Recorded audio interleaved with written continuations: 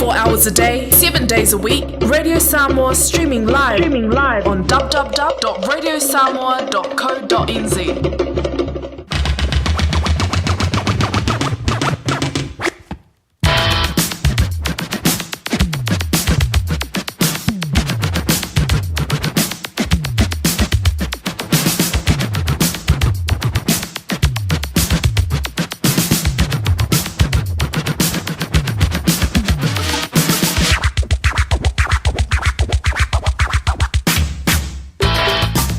Lewa se antul te mele radio Samoa le divangola woli la sulu le dia sonno le masino melua felulima o lo se fulu mala tasi bidu tobotani le tulais fulu mala lua le dia woli ma tango fie o la sulua a sono melua felulima fifi fulu nganga fa telefon toila mai mo mala fa funga tono monto malawa fa le fingal wenga tono pisilicio company lungo la telefa pe foi ya lunga o penga te fa langi so sensu o e ma o me le tanto tua fa wa le dia o le solua ya o lumre le sol tupula so anta o pa tanto o le lo fole tua mo mo la vona fa tanfantu ele tempo in manua o una pa ya le tua o tau suina li puwai leo lai so se to vine ma so se fanta fai tau ngalava malo le tatalo malo fo ile o no sai pa talo fa toa mo le sunga ile fa fengainga ya Reverend Pio Yelome ma le fali tua mai le afo i kale si me tisi nai Ash Britain ile motu i saute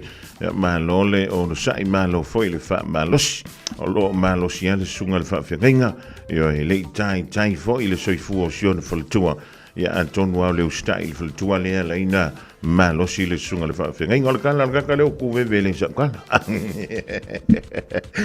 ya elangan jai le sunga le fa ngai ngol le fa ka sai nine le sonni ya ben ya mim na fa lave me fil tua ya fa tano fa toi fo le vai ngol woni o no ma le tua ile mo tu sente ya me mo tu fo i man tu New Zealand fa tano fa tu ya tu malo le tano ya malo fo ile o no sai le veo tua ia le fantano fa foi e tamama tida ma tua pa anga ma sani le tanto wala leo o lo ma futa mai e tono monte malawa fa pe foi no fanga lo to si ai lo to so fua ma lo ina le vai tang o mai o to e ma ia le ma lo le tai au ma le to singo le woli wo ku se si ma sa ma lo le tai au ya bo le da la vai te fiu te vili le vai ngana na o malau ka na le la e ke le fole me o marcad ai fiu o e vili ko le me ke manga oi ai de kalia mer ke fon ya on sa ne o tu ti an tong want to nai avel da vale ya le malo si le du o lo free time tunga wala se dinga manuia mo ai ngai tono ni an tu ma lu ya e fa pe fe la ai to malele tong tu ai to malele ya mo tanto ai ngalo fa mu mai sa mo ma lo le fe yo le fiva ma lo le tau ta ya o fa ma ta fila tu le telinga yan ti ai pe o le yele to ma tanga mai le tu lai va se o le tu lai sfun mo le lua tu ala o yan to vain va pe fo il fa tu yan ta shava lua il tai au na lila ya le tanto ma futai foi le nei vai ngola woli ya te fi fa ma lo fa tano fa tu se wole ya afa masanga fo muite o Paulo Folonico o le mafuto mai maleano sa ya fo amatu no ver o le mafuto mai dai ni si fo yo fa la o la tala na fai la lo ile mele na o yai fefo i kaleste ya o fayet e se le mana yo mo le mafuta o la mafuta e lunga o lo manta o le fia o tele le tai e na o lo manta o le fa no e mafutai mene yo ainga. Ola le tengo le muli de mafutai lo ainga. A o yese celebration o fai. Yo. O luke karangoa kia o e mana wainga.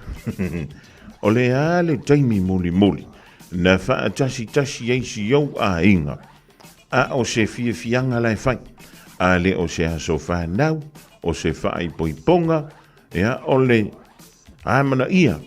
O le tausinio ma le fina fina wana i whanau ia onga ina ua maua se whaai longa o le antai muli na tau whaatasia ia pe o le dai maa sai le lau whaai ia oe le tua fine ma le tua ngane ia po le vao le uso ma le uso ioi le antai muli na lua tala noa i lunga o le telefon O le ale taimi muli na e nofo I lalo malua whaafisanga malua tala no ma fau I mea sa tau fai I aso tau laiti I le taimi a o ma futa male toi ina male lo matu o le olanga le tantou te ola I po lo tau soi fua mo tantou olai e tantou te le mai loa ala o vai e tantou te le mai loa foi le finanga no le tua ia mga awala foi kako ke uia ia wai le lo peka ke sa valia tu I o te la vea se tua niu ia o ka pa ua kwai ia kakangi foi leo ngilong ia peke sa vali ngia o ia ilu mola wala kele se e ilo vai se afu se mea ma se ia ona mawai foi leo mo o I pupoku foi pu lau foi ai ole le temi muli na e ma futa antu wai ilo wainga a ole se ma fu anga lapo alava ia pe kele lava ua le ma fai ai ona e toi tala noa anga ilo uso ia po lo tua fafine ia po lo tuanga de fo o se maka upu makuia e yeini ma fu anga e tutele e le ma fai ai ia pe fa finga tai ona toi fa wau ma futanga I tutonu ainga ia o te malama le yai awa yai ni sio ainga ia o le sa yai ia ni fafi tauli I le valea o le tupau ali anga I le tupau to metai o tu ainga mata abu fa pe ia awa ka ko kusalua ila no ka peka o mata upuna a umana ave pe ave le official le mata upula da fai yai le fai unga ia ona au mai le antanto wo ile meka o le fa kirisiano ia po le ngawa ke ufa le yai kongo le pusal fa kirisiano ia wa fai ya lo loto ia wa ke ia e ke ia ri o me lo tupu ila lo ne wa tele ainga na o le loi manta malingi o le fa no e fanto anto I filo yai I teimi e o mai ele wala awale tua I se tasi o la ainga. Ai o le tele o le teimi, o le alawa tātou te o la fia. Ai o le a se mafua anga, le maalo fia. Wa lai ona le mawhai lava, ona e toi tango I lau telefoni. Ngai ke whaasoi sa I le aso a koa. Male vai aso a koa, male masinga a koa.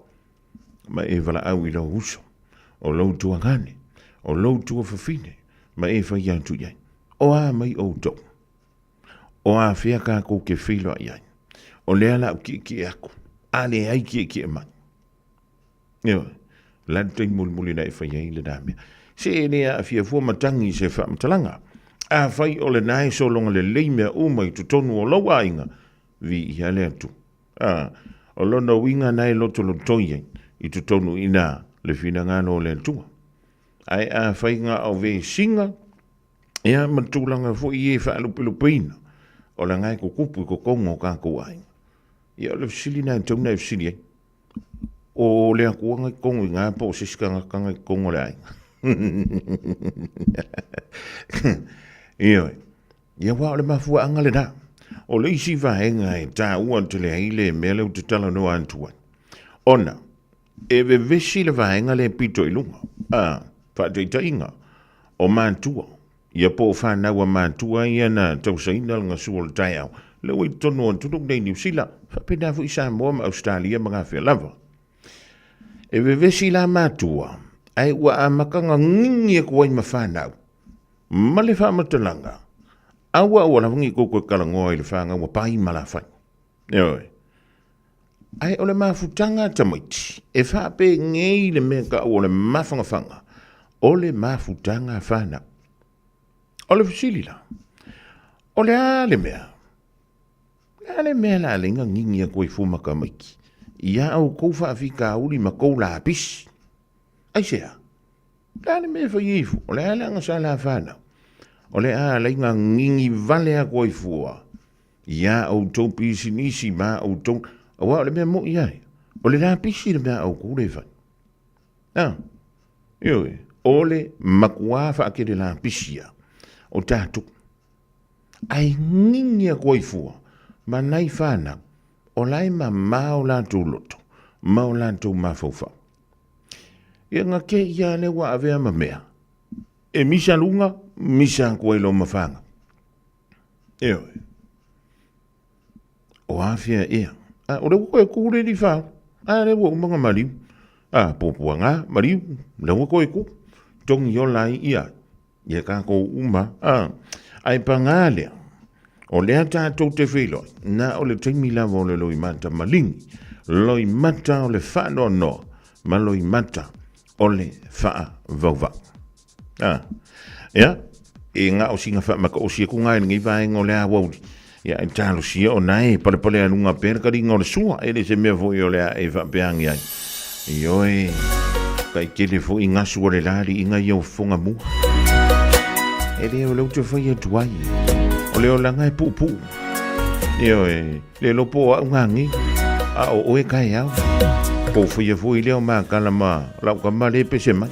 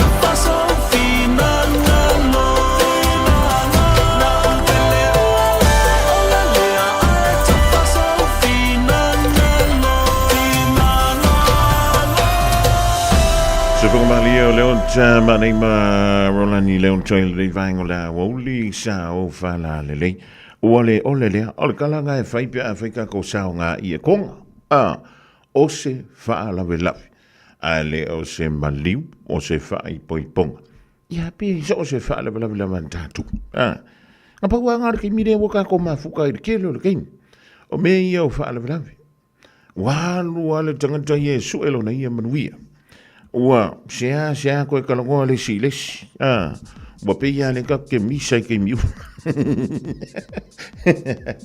ya ande ka ke le su ya nga me o le la afal tau sa la me tele tang wai la telefoni langa I fo ilunga le du mera sio tuangane yo po oi la vanasa e le fie ma e fa ya tu sol ma yoko e wona finga ngana me afanha se meu fa tu lo ma fofa ke kangwa wile ko e ka mi lo mai ko ka su ye le ngona awa e ma ye merkangaka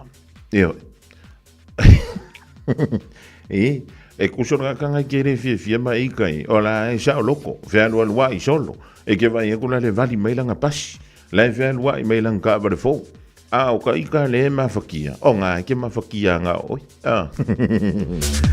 Ja, si van Tule Malole to Lema Tomile Vangola, Wolfa Taya Mossa, Male Angolema Tomina, Melepone Australia, Marcelina Brown, found Ma Seve, Willie Willeseva before yes near Fruin, Javita Sui Fan Town, Malangolema Tomina in Penrith, is Sydney, Australia. Ja, de Masalon to Jeva Valenta Masilo Matua Ya Miriam. Sa longo ia ana va before I for wina tan yelu malanga dai papa toy ma really sine te vai dai sini ya mo to mala vale ma fu to mile di vai ngola woli to tonu oni sila va before I to do when mama va tala fan tu ma no le for you fai vai ma lo for you tan wan tai I tute mangalo wenga pe o nga pa ti ai o te ilo fai tau tu lunga o le pengata fai langi o le sa wai le tala e fai pea o lea ua fai lo mai se whirangalo o le fianga le li fai a onga fau o le manu sa moa se fulu ma le lima le fianga ia le manu tusi pisi o stasi fo yo alo le turo ia wai longa lana tautua I taimi fo ia o te alo ai ma avea masui o le manu sa moa se fulu ma le lima I le tele o tausanga ua tuani atu o le fo isanga I tutonu I le pulenga le manu Samoa talwai nei ia o pale mai ai ia se tasi fo o tamali o le tuto e le mawhi o le taua ia o nau nisi o tūlanga I pe o le iai le timideng e bitaila e fifilanga o le ufa mai le fionga ia le ma o lana ka peteni mo le manu Samoa le rei tausanga ua toe fili ai le sa avea maka peteni o le manu Samoa I tausanga ua mawai le sunga ia Theo McFarlane o le kapteni lana le mansa mos fulma le lima le wa fai lo mai e le fionga ia le malu tu spisi e le ngantai lea o nisi sa la tuta alo fantasi o lea ua fili nei I tutonu o lana pulenga e peila o na iai se tasi fo yo alo le tutu o lea ua I longa lana tautua I tutonu o le manu Samoa I luma o le faweki le li o Census Johnston e pe ona vea o ia mawhaia o ngā o le skalamu male leina I luma le manu Samoa. O le tulanga I line out o le ua fili iai e le sunga ia Kane Thompson. O le defense coach le manu Samoa o le ua pale mai iai e le sunga ia Tai Lavea. Ia ma I lantou ia e le wha mai ia tulanga o lo ngā lulu iai I le taimi nei. Ia ma aso fui o tuana I atu I tutono New Zealand ai misa I lava antunu e mamau o lo fa pele o na ngā lulu ai. E luan ta longa whintaunia le manu Samoa o leo lo lumana nei. Ia masalo steimi leo toi mamau. Ona lawina lea pe fa sau fui tua. Ia le lisio I lantou. O le atu wani o lantou wa auma filifilia I le li I whaia onga malana pulenga. A wale tātou talonga mō mua le manu Samoa I le masina o yulangi le tausanga nei. Tauna tātou fia tātou I au kila nei. O lea a tātou tali malo I le malaya o Eden Park. I le talonga mō mua le manu Samoa le nei tausanga. Lea o le a futau iei malaya malo si mai skol tilani. O le a sofa rei lea a sasfulma le vanu o le masina o yulai. I le tausanga nei. Lea o le anta alo le manu Samoa I lana talonga mō mua. Ona o tuai le masino se tema ilona sono o le isi ta longa na le manu Samoa o le whapele o na tali malo ai ia le ai o tauranga o lona winga e ka kaunga saulawa mai le moutu I saunte e le tampua inga o mai ngā inge le songi weringi konge sawa ia o mai wai katom tantou ni au kilai e wanga lua mala whaitu lain titi e tui o le malai kirikiki ngai tauranga au tawhatonu la wole no whanga le whai I ta longa basketball o le awhai le ta longa lona luana le manu Samoa ma le malo si mai fiti. O le awhia le lea sondo o le masino te setema I le tausanga nei. O leu te iloma o mana malama. O le vai aso fo le da. Wha maratu nai le te wila ilo tātou o toro I Samoa. Ea e mana iala wa le whai le aso furei. Ea e aso to nailo. Sa ili e aso tausala o Samoa. Lua afe lua lima. Lua afe lua ono. Ioi. Ia o le kūranga ngai pi o ni yen tātou. Ile nei fo I vain tau o le tau. Sanga whamalo o tuai, I nei fo I alo le tātou o taro. O lea o le anga lulu e malo si. I le tau mo whailea sa ili se ai. Mole manu Samoa le nei tau sanga. E leo toi mama. Lua whilua lima, lua whilua ono, lua whilua vitu. E o tātou tala noa I le tali ngā malo. Au se talia I le ipo la langi. I le tātou sanga o le lakapi. Ta I to se fulu male lima. Ja, tala whantua I kasiano sanele, malau whenga luenga le SK Crates. Ja, mo an tātou wāfo. Whamoli mo ainga lo whamoli mai Samoa mo leo santina. Koreti tuala. O le mafuto mo I nai le Rocco's Restaurant I mototua. Eo, masalo I ngai e se uso ia James Mulipola. Eo, kusi fo I ngai ia ka ko ai ka la funga ringi iau. Ami o te lea, le mafuto mo I nai me le pone Australia. Wa te tele le fantas mai le tautua mala unanga ale Radio Samoa. Wa vivian tu le talinga ya fiu semo le tufunga. Stasio ana fantunga fo o fa ngoina e le tama. Wa I se mea lo fantina. Ile a so sautina. Wa me yalinko video li o tima inga ma fantuanga tina le tanto tauva. O le makoi ke le a fa ilonga o ke fa ka ko ilonga I. Se teng. Ya ona toi au nan tula ile ai pu e mai loa fa ava ve mai misi lo wa va no so fatally il tele o so no for no for am to talo be ai se time so se aso e fa a town away all over now.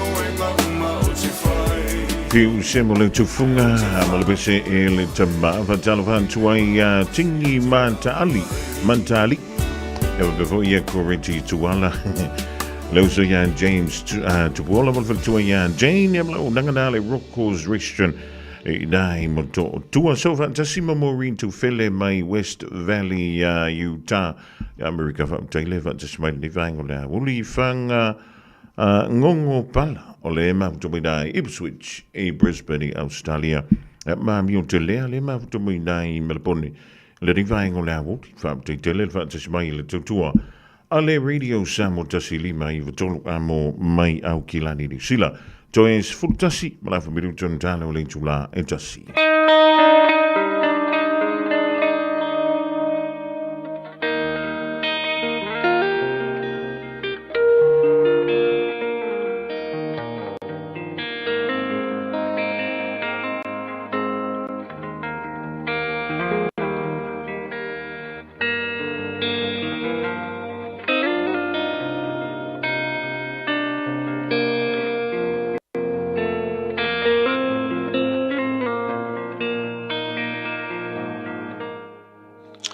Ia, ele lei le atua, taimi uma, ele lei lava le atua. Fia fai tau ina ia tau ale Filipi e taulu vai upo ilua sifuru. Filipi e taulu lon vai upo ilua sifuru fai mai. Awa alo tātou nu moni ua ile langi lea. O lo wha taritari mai ai tātou ile wha aola. O le alio Yesu Keriso. For our citizenship is in heaven. O le autu o le rui tau mo e. O le ori o lo le langi. Iyo e. O le upule apostolo na tau atu le kale sia Filipi. E wha maro sia i loto o tangata uma. Ina ia aua ne ia i le ola wha vai. Ma tau atu. O le lalo langi ni nei. E le ise me tu mau o iai. E o la vai lo tino moro tino. E le wha vavau. E iai le aso. E ma vai le marosi.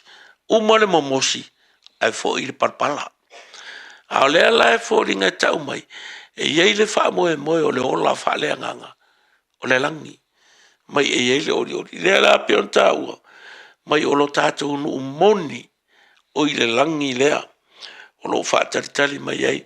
Ia i tātou whaola. Ia. O aki ngā o whianga i moe. I le ngei vai kai mi kongo le ainga. Le ka le sia po le maro. O ke pole ke le iei. Ai ka kalo i le atua. Whakupulo whatutua. E mawhaina e ono sa ia. Lui tau o leo langa le nei. A ia e tau la i lau vai. E i le aso. E i le taimi. E ke kau aku iei. I le no whanga sili. O ta pena ina. E le ko ingi roi maka. E le ko ingi whangoangoanga. A ngā ole fia. O le ori le na. I le meo loa fia o le tātu wali. Pa maro si ai lo loto. Ve manu i tau ia te oe. Ono le soafo Yesu. Amene.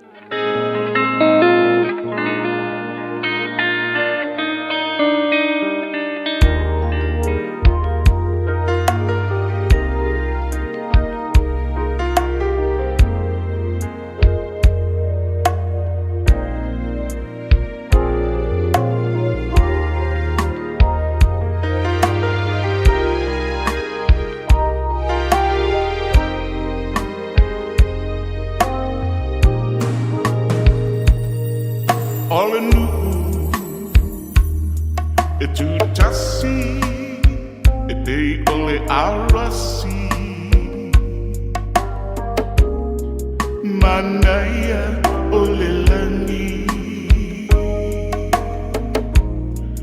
Manaya Olelangi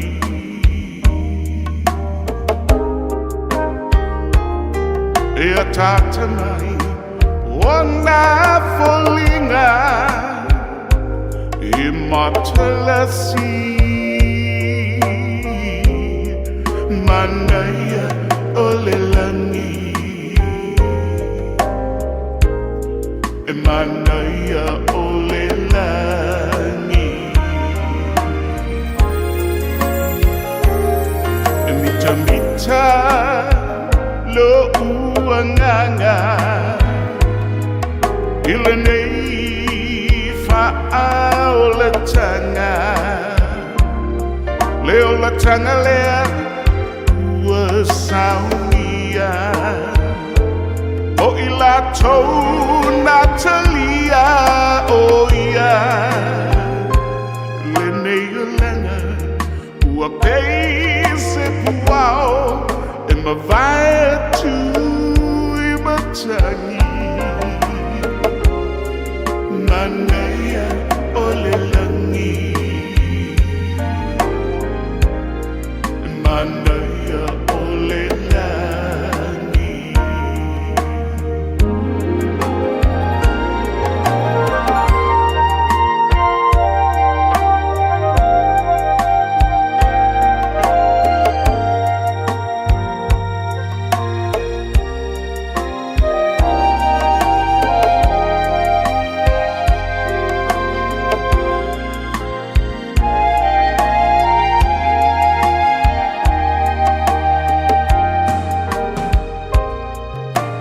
Heaven is a beautiful place I long to be.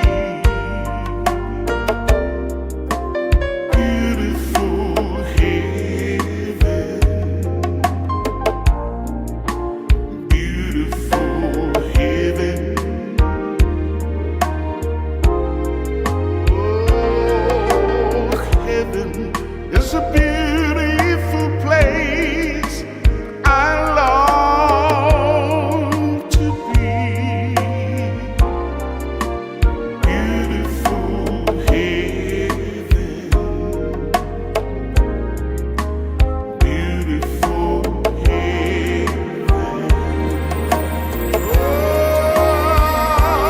Oh, mita mita lo uanganga Ilenei fa'aolatanga Leolatanga lea uasaunia Moilato Natalia oh yeah Leneyolanga Wapese puao Emavaya tu imatani Manaya olelangi Manaya olelangi Manaya olelangi Manaya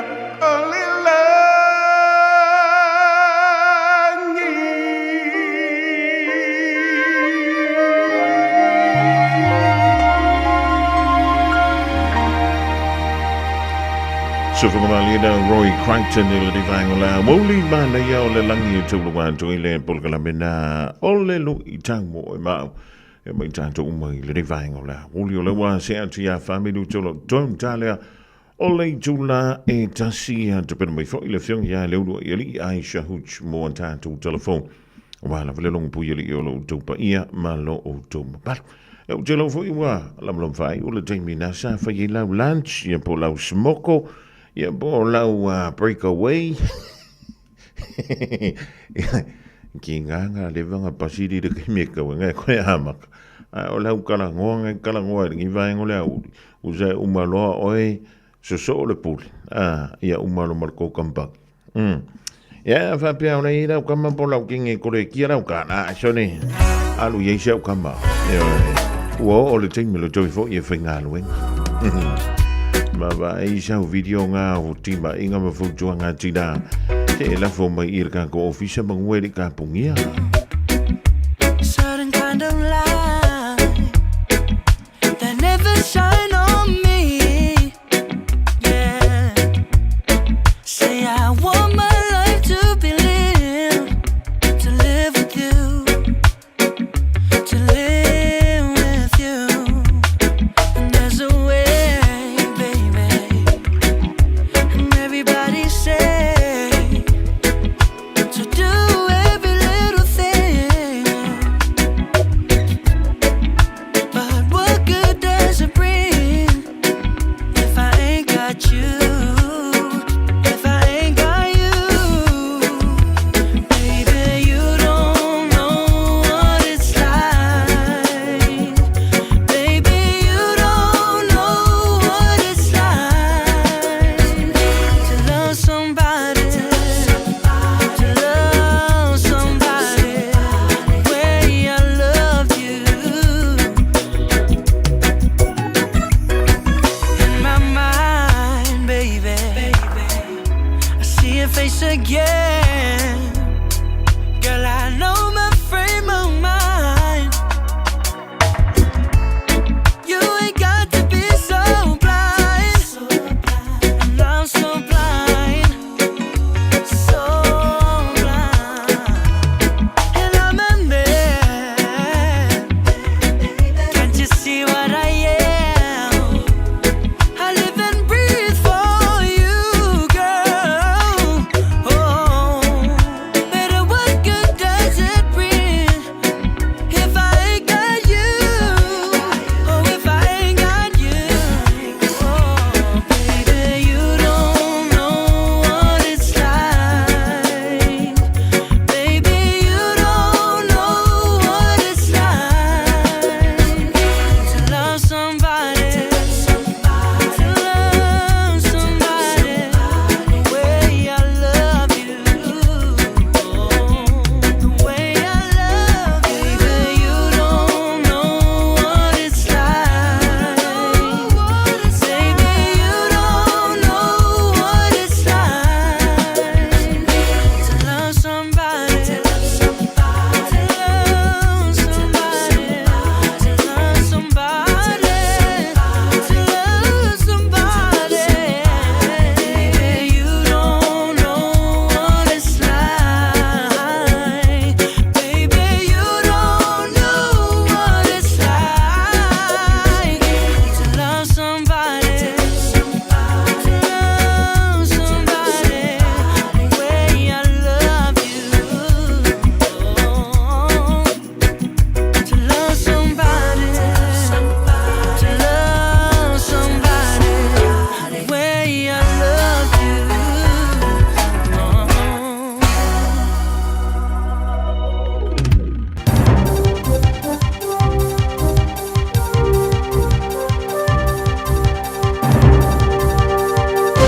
E whatalo whātu o se whaopoponga le neo tātou telefon mo le nei tūla Mailo Radio Samoa. I talo o ta mua, ua whalia nei popolenga le au whai ata tifanga New Zealand i le te leo le awhianga i ono whiangai mai lantou. I le o atu ai o whaamtalanga i la fonga fou o fola mai e le Liperstene o le malo a Amerika. Ta ua reporti ma le News Talk ZB o leo o fola masainia e Donald Trump. Le o atu i le se laupasene o la fonga i totongi mo ata tifanga e tu whaata siam whaatino i whafo atu ma Amerika. O se tā tele lea i le tele o atu nuu ma New Zealand nei. Tā ua le pulesilio le tātaki Auckland Unlimited Nick Hill o le tu whaata siam le whai ai o ata tifanga i totono New Zealand o le tasile o alanga o a tele mo au kilani malona tamau ainga. E peo na maua ai le o atu le tasi ma le fitu piliona o le tupe maua. Ma whawhenga luenga ai leo o atu i le valu afe whase lau o tangata nuu. Ta ue Nick o le tasi leo au nanga i le atu nuu o lo o mawai le tele o so o tanga ma tangata whai pisi nisi. Ai mese whai ngā paanga whaavau malo e au fi ai ma ofisa whai ata tifanga te tele a Amerika ma le tele o tangata mai whafo lo o mawai awa noa mo le nei matata mo New Zealand. O lipotia mai nele tali ai e tangata lo whaatawata o lato o loa i atu no i whafo po exporters. I tauno unga o whaatanoanga ma whetu wha inga mo se awa noi whaatino ai se maalienga o whaatawa inga sauloto po le free trade ma le malo intia. Whamawina reporti o lo o intia le whaatonu o whaatawa inga la tunu umalona au waa i le nei vai yaso mo ulua i whaatanoanga o le nei whaamoemoe. I le vava ai mamao o le toa tele, e o atu lava i le 5 tiliona e si itia ai le tamau ainga o le malo intia i le tausanga lua o tolu o. Ma ave ai le atu no o se tasi o tamau ainga o pito i vave o na tupu i le laulangi.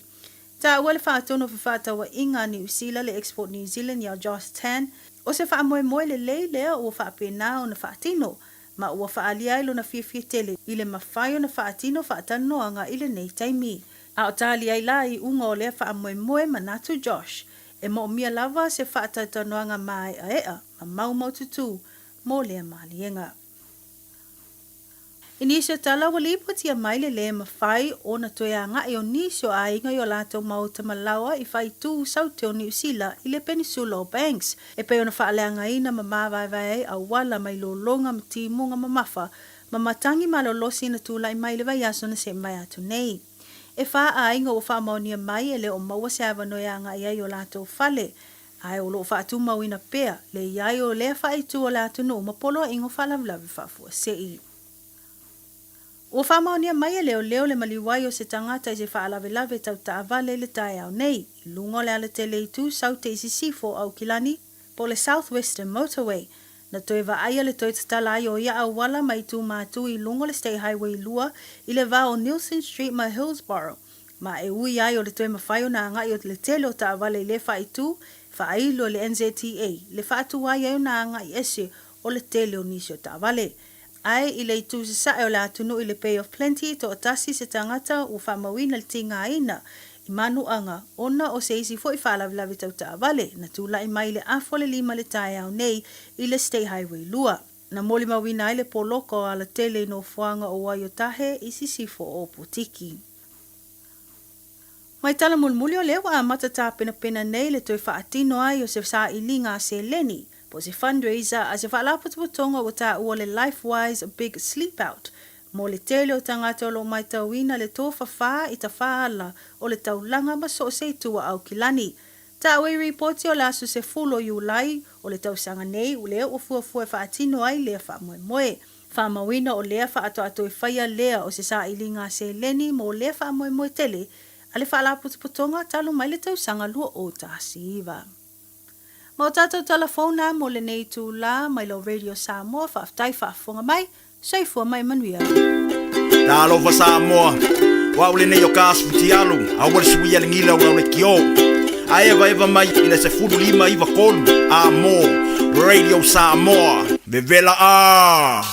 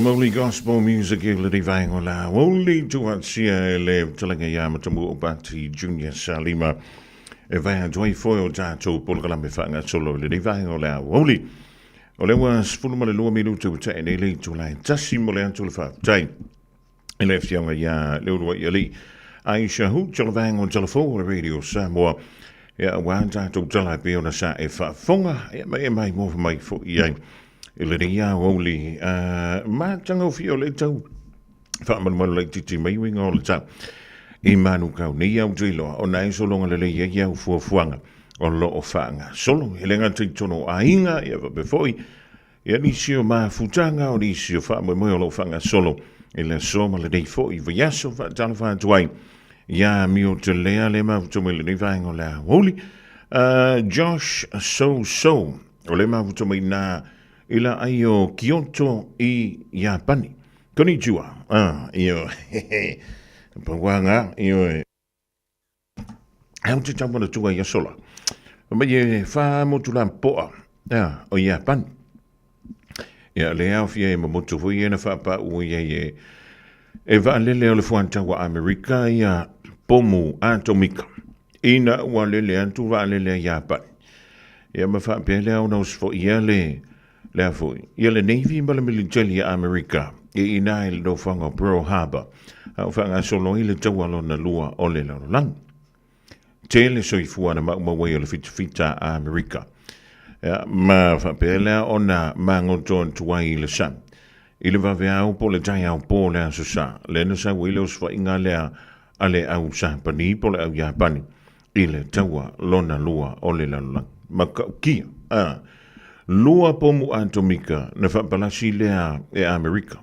Tasi nai Hiroshima, ia ma le tasi I nai Nagasaki. Le imas tangata, fo le whapea na iei nai o whangaia. E le ia whaina o lātou soifua o le tōtele na maliliu. Ia, ma le tōtele fo ina whaasauina.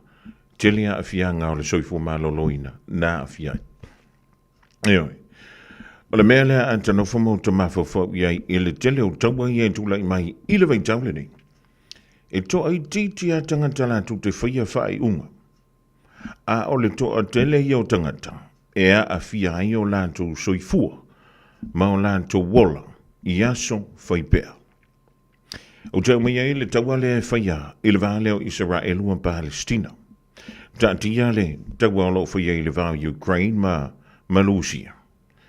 O la vai soifua manuia I le taitai I Ukraine. Ia o la fui e malo si mai le taitai o le malo o Lucia. Pita ian. Ia le me fau le wo vai entu le wamantan tupu mai ton. O le Gaza Strip. Ia po le no fuanga lea o loo pule ai I sala e luma whanton tonuina. Ai fa mai ia le au Palestina. O la tau lau whanua. O no fuanga o loa uman tapomu. Ua whaale ngaina, a la watoi fui e tuai nisi o tangata Palestina. A o le la fui o le a mata o na wantu mamasinia I Israel. E wha ma matu lei mai e tangata mai leitu I matu, a nga I leitu I saute. Eoi, a tu lei sisitu, o le mea tonu a le ta uranga o I marwha o lima popula. A o laife me mea I nai tangata. O tele o talo no antu I niamani ya. O le wa umana I sila fia o tātu I lo umalama. Le wha lave mātu ia. Ia tūla I mailea. I le anso fitu o le masina o te sema. I le tausanga e lua awhilu o tolu. A tō le tausanga I le tausanga le nse infantu nei lua awhilu o wha. Lua tausanga I le wha I ngol nei tausanga. A o le fsi. O le asanga whaia I fia remea. Mai tawantu I ata I aso uma. Aso uma. A whai e maulo am noe te matapatai lungo lea la tana le Al Jazeera. E te maua I nā le tele o lipoti. O lo o sangi le aso ma lea fo yaso. Eoi. I le whe mea. I le mali li o tamama tina. Whioti o nai whanau. Whanau iti. Ma le ngao o mea whai ngā luenga. E tonga whiti a imo meo manu anga. Mai le taua e peo na whaanga solo I le taimine. Ia o la wengo fongo fukai ka I e whaia whai unga. ai tano fai nei tangata lo o haafiai, lo lanto wona, ia so fui pea. O le mele tante wha amu ia I lava ta itaia ia I tanto I nei New Zealand. O Ausitalia, Hawaii, Amerika. E va pe fo I Samoa ma Amerika Samoa, ma le tele o tunu o le Pasifika. E ui lava. O lo o taunga tale so I fuanga le riva I tau, ona o le whama I o le COVID mai le lua awhelu sfulu lua awhelu tas. Ai le ini tau. O lo o whapelea o na maua waini so I fua. Na paula taua le ewe vesi e tele o tātou le vai tau le nei. O le taua o mawhauwhanga. O le taua o upu matala, o wha matalanga. O lo whea vea I nei lunga o penga ta whaila. O le telo tātou o le mautonu po whele tala e monia o whele tala e le mon.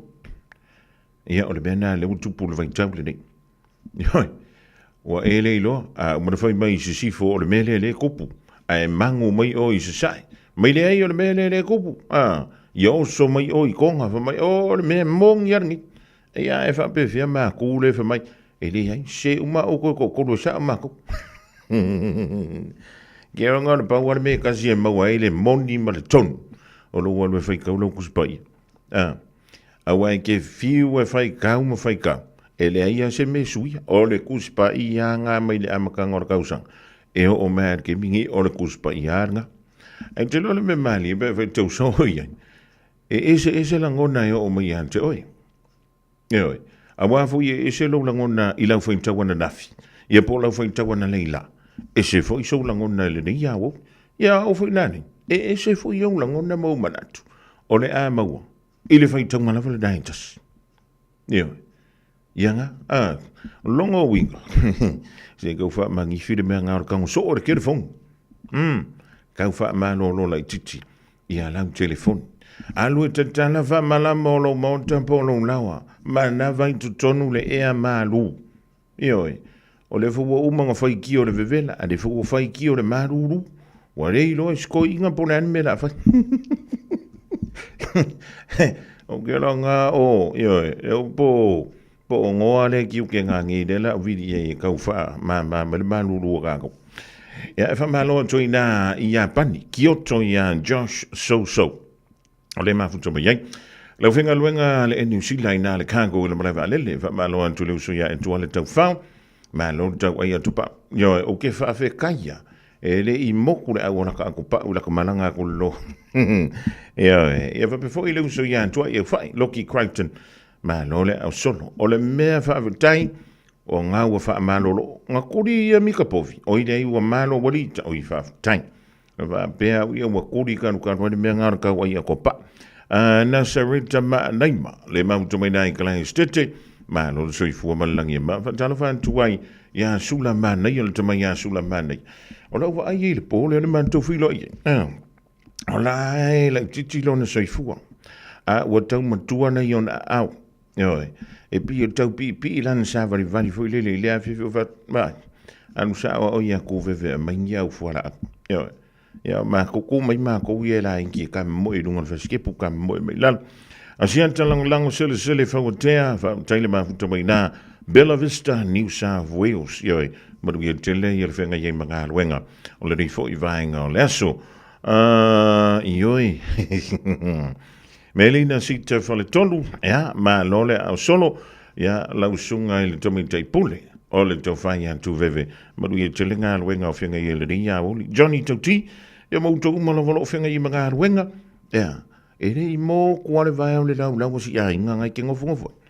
Ua umare ki poki mua mua. Ngā ua saure ki poki ronga lua. La umakanga kore a inga ngai whamai. O le vai ngā re whaia lua kala. Ai le ai mase mea o kupu. Ua lata mai le Mother's Day. Aua I atu ngalulo ma fau se mea alofa mo mama.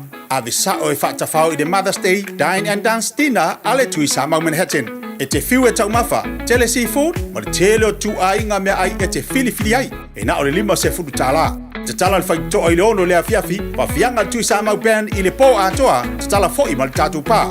Wha fia mama I le nei Mother's Day, I le tui sa mau Manhattan. Tua tusi, iwa whatasi a Dominion Road I Manrasco. Pa fsio tai mai lisi mo sa pukin I le Old Watasi, o Iwatasi, o fitu o valuvalu. Old Watasi, o Iwatasi, o fitu o valuvalu.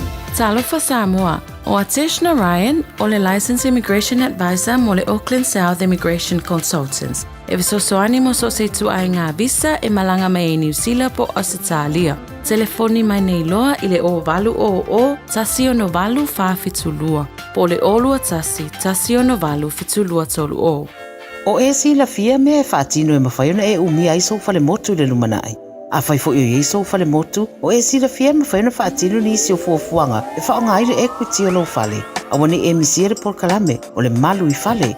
Ia fiafi o soruru taitasi le se fulu e te aile whaa. O le a e si la fia ai au wala e mawhai e ona e umia se fale motu le lumana ai, ma au wala e whaonga aile equity o lo fale motu, e whaata wai se isi o fale, le polo kalame o le malu i fale, ia fiafi o soruru wa yaso taitasi se fulu e te aile whaa. Mo tupe wha moli Samoa mana tua lo le Pacific Easy. O lo wha wau pea le tātou wha matoa e nao le 5 tala te tongi pea e whaonga ina le Pacific Easy app. E wha tino ai au tupe wha moli mai lau telefoni whea mea ai. O lo awanoa fo i tātou direct transfer. Ti posi mai ai au tupe le tātou account. Ma wha mali eina fasili lunga o telefoni. Ma wha tino la fo ino lau tupe ai ka wha matoa. Mo le tongi no pili o le vai. Mo li te o ngā tupe so se whale tupe i Samoa. Pe te tongi nino no ngā tupe le nupi wha. Samoa House Corporation po le Samoa Land. Ma so se au nanga i Samoa. O lo mawhai na whaatino uma e le tātou au nanga le Easy Pay. Maratua e late le fitu se furua tātou la la wa whaasopoli ai New Zealand. Whapea o tātou ofise tolu i o Tara o Tāhuhu Mamangele. Pe whaonga le Pacific Easy app po le direct transfer. E whaasawa ilo teimi. Ai sili atu na whaasawa i nau tupe wa taunga tāle penisini. Mo nise whamtalanga pala au le o varselau o tasi odo. Po numera masani au kilani. O le lua fitu ono fitu iwa fitu wha. Ma le lua fitu ono fitu iwa varu wha. Pacific Easy. O lau pa anga mo tupe wha mo moli Samoa. All I hear is Radio Samoa, Radio Samoa, Radio Samoa. Tasilima iwa tolu amo. Radio Samoa, tasilima iwa tolu amo.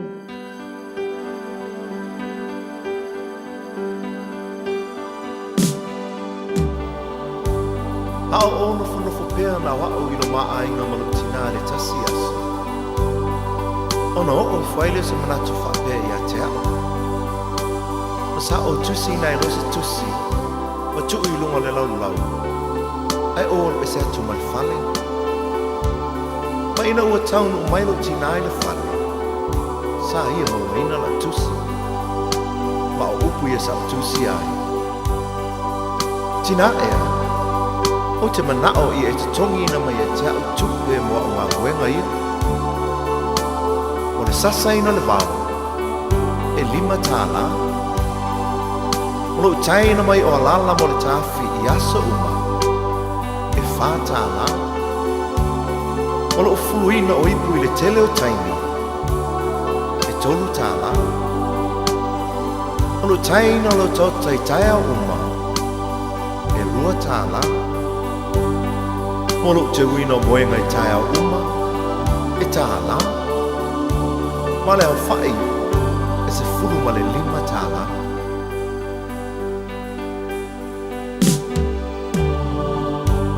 Ina o te fo i atu le whale. Ua le ailo tina. A o upula nei o langa tusi. Sa o taua veina o ilo manawa i masina iwa. Ele ai se te tongi. Sa o whaasusu ma whanga ia te oe. Ele ai se te tongi. O te moe tau langa i po uma ma whaama whana ia te oe pe a manulu. Ma o te talo mo oe. Ele ai se te tongi. O te pula fo'i le ao atoa ma le pō ma si i oe le whale mai pe hae mai. Ele ai se te tongi. Sa o whalawa ma tu inatu o i lea onga ma te tongi lawa onga. Ele ai se te tongi. Ma o le te tongi te tu inatu i a te oe mo nei me uma. O lo uola, o lo uolofa, o lo umalosi atoa, e tausia i oe.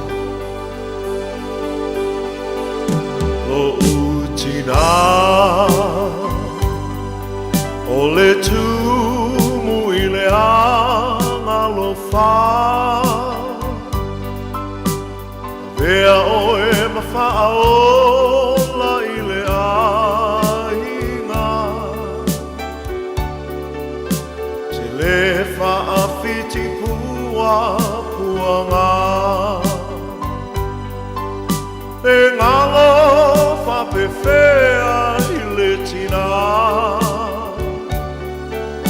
Whanaualana tamamale tinga Nā loi matau le alofa E iona mfonga I taimi o pua puanga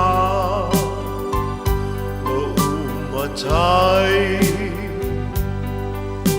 Lilingi mai lo manuia I lo utina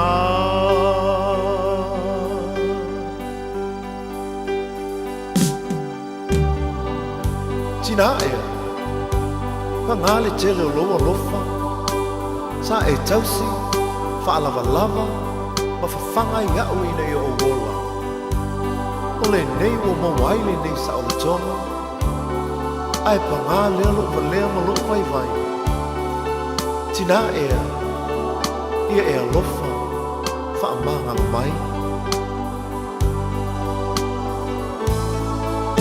Elena Tailona lofa Ai tuina te foilona ola E whetai ai ia mapua puanga Ai le whaafiti ai le alofa Ai mai Whaamangalo mai Lo utina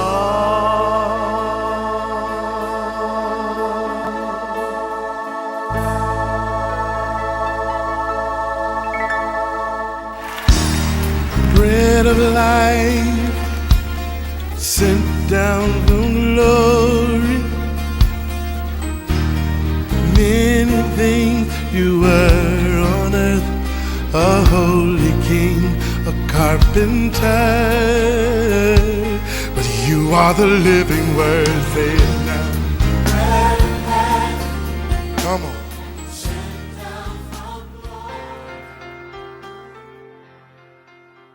Ile amatanga le nei vai aso o te fia fo e whawhilo il tatu tunu ile nei vai aso tāua lava ia o sa undi fo tatu le whamanatuina o le aso tina ia o mata upu fo ila le nei vai aso e whatatau lava ia inai tina o le tusila e soto e lua a le mata upu a le fo upu e lua whai unga e whapea ua iloa o ia ua lale lei ona ia nā lava lea ia te ia I masina e tolu a o le autu mo tina le nei aso e whapea e whaonga ina e le atua tina.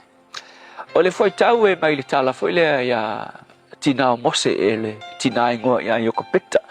O lana ngai ngoinga sa whai na lavea inai a lana tama le o mose ia mai le saua foi le a wharau na ia whasiotia ia tama uma lava na whanau I lea vai tau ia aife mai. Ua ia na nā lana tama, whaongai le tua le tina, lea na sao mai ei mose, ia maavea ma delivera, ia po o le whaola na whaongai le tua, na te whaasa o loto ina le nu o Israel. Ke wa ailai te leo teimitu spaia, e longolongo atu le mose. Ai ana le ai le ngai ngoinga a le tina le anga whai, whaongai le tua, ia e le tula I mai mose. Whapena fo ila le te leo tina, Al tonu ele I loa mai tina I nisi taimi luma e ke le la unga ina le upua le tua ia e ke le whaia unga ina foi le upua le tua mai ku I luma e ia tina e mea alofa whape na la unga ma e a kongu foi ele aise mea I longa o e whaia ai te loa e le nga o mea nga e whaonga ina I le tua tina vai foi la le tina le tina le ke fia tau tala e o tina foi le e ngo ia Susanna Wesley Susanna Wesley o le fale tua o le whaife au e ngoa ia Samuel Wesley o la ua ia o whaife au le kalesia e ngoa le Puritan ia vai tau e li kula e mai si kalesia I longa ia iai o Susanna la e le I la unga ina e ia se la unga e le I tusia ia se tusi e le I whakuinga fo ia se lotu ai o ia lea a eva ai ia I le tala anga le tinale nei male a inga le nei na ia whanau mai ia whanau ei matama ia tolua ngoa ia John Wesley ia Malaysia le ngoa ia Charles Wesley o kamala ia na kukupu ai ma whaongai le tua whaatuina le lotu metodisi ai nga whaingoa ai le loku le o le loku metodisi o le method o awala fo ie fausi ai le whaatulanga ina ai le lotu nga mafua mai ona o awala na reisa ne ai Susana lana whanau o mekokia winga discipline I awala whapitoa o kei me moe ai kei me ai o kei me study ai makua discipline la ve Susana lana whanau ia lela whaingoa ai fo enisi le tina lea o le mother of Methodism o le tina kumui mefotia mekokia le velanga ola ele na whanau discipline te leo latu olanga ele ngata I le whaonga le taimi whaonga tau le taimi ia se I ofo I le olanga whaaleanganga le discipline ingo le olanga whaaleanganga taimi tatalo taimi whaikaukus pa ia taimi malolo mafua o mai lava ona o le latinale nei o Susana so wilanga le ilo Susana makeleng kale winga ya Susana ai o tapa nei nga kula mai mafua mai o le olanga o le tina na whaonga te tau lona olanga tausila na whanau le na whaonga le tua foi lai stina whapena a konga ki whaavai pe ia o uio ke le lo launga ke le ingi mea nga whaale nganga ki whaipo iski nga a launga mai mka ukia pe whai evangalia ia ai te lo tina pe ke le launga le pulela a pe ke le whaia onga le upo le tua o le lui mo oe mawhai le tua o ngā whaonga oe I whaonga ngā whapitoa o le me whalo I mātou foi a inga lokto rua se a la ke lo peo whika kwa ilongu ako se limongi la unga lokto rua kalunga mao mai nge ele se ki foi langa la unga foi pe ele ia sana ngā vae tau tala whawhai la unga ai ia le me foi la ule fosia ke le ka fosia fai la unga ai ko kongula le matu ai se pingiro ia matu ai fautuanga ia te u le whainga ngā luenga o le planning o le ngā luenga o angi whaukuanga mangi meo ki kaum whai whaatulanga I le kalesia ma le aing ia lana whautuanga mai o me whonga kua seki a le plan o le disciplining o ma whanau siri aku le discipline lo tolua ngai lo discipline fia ke le la whanau skei pe alu se le matu ai wa fo le se discipline au ke le ngo pisi isi mea ke lola mo tina fo ila pe ke le launga pe ke le loa tau tala se kau kalanga whawhaila unga sili ngam kau kia wa ai lau kiuke ngai whai ke loa sili mataua o tiute ngai whai ngai lo le launga isi taimi a wawhai mai le isi tala sili aku le leo tele o au ngai ngoi ngai whai nai lo le launga so le upula lea mo o tina whaonga ina le tua oe I tiute ngai ki whaia wa kiu ki whakauwa ki whaia whaonga le tua mea ngā o lona vi inga le tua whamanuia I tina maiso tina o lo ngā lulue kua le pupungi lo I lo atu I lātou ma le lātou ngā luenga whamanuia I atu I lātou amen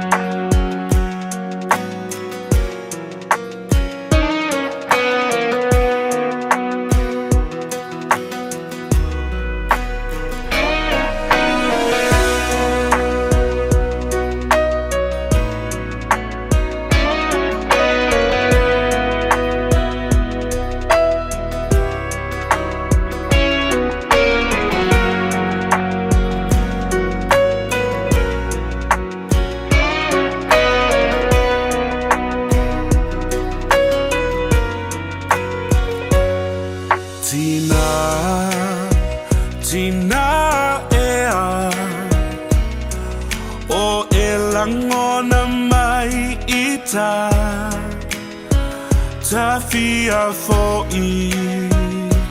atui le ainga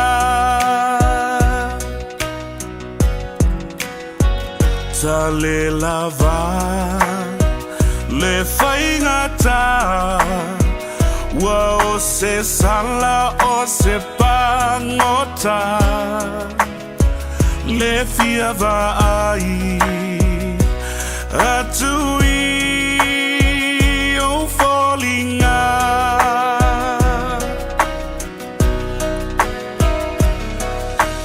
tele me manei o le olanga nei le ai lava o se lele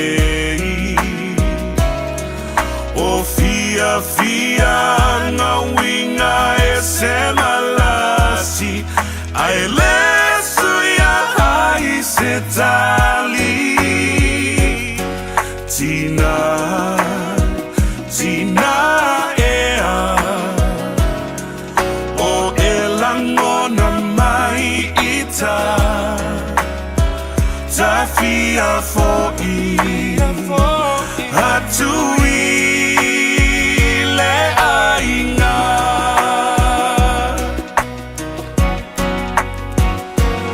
anga fo i leva ai o fa ato sina mai tale ioe fia fo iatu iate oe e sua malie i la utofo ai le suia i lo uloto fia fo iatu e le mafai ona onofo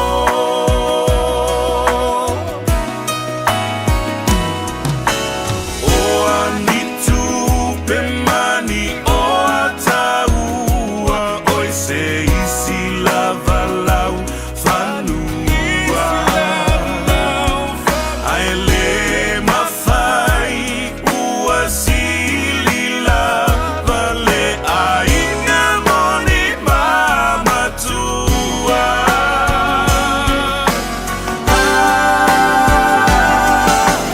tele me manai au le olana nei le ai lava o se lelei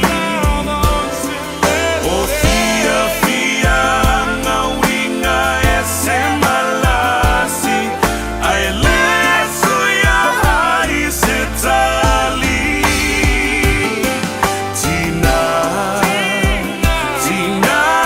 ea o elangona mai ita tafia foi atui le ainga tafia foi atui le ainga e fia va ai atui you're falling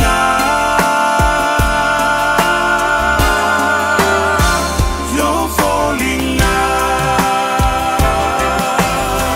Super Mario le punia lava ai le rivango le woli malabese tina ea taina fa job mo tida o malavola tanto to lo ma futa mai le rivango le woli e lo fenga i manga wenga le fantu ainga tausi e la nga yantu fo e pikil fana wa ongam tapena le la to me ai ba fai o le e te no foi le fale le dei foi vitau e fa fu lo o to se fua ma ia maua pele malo si o le tino a wale tau tuina o tonu o tantu ainga tonu o nu a fia anga i tu malo ia miseila e kale sia le na o lo o e tau tua ai le dei vai tau ma le antulanga fa tahi le sunga i le fai fia ia pasta la fai le kopa mo le tantu polo kalamena e peore fa funga tu ia tonu nawa tau au fai umai tonu upo le pese lewa to a umatu nei e mo le tuile fa malo e le sunga le whaafengainga ia pastor la whae le kopo le Assembly of God i lano i sawa i mo le tātou polokalame mo le whantunga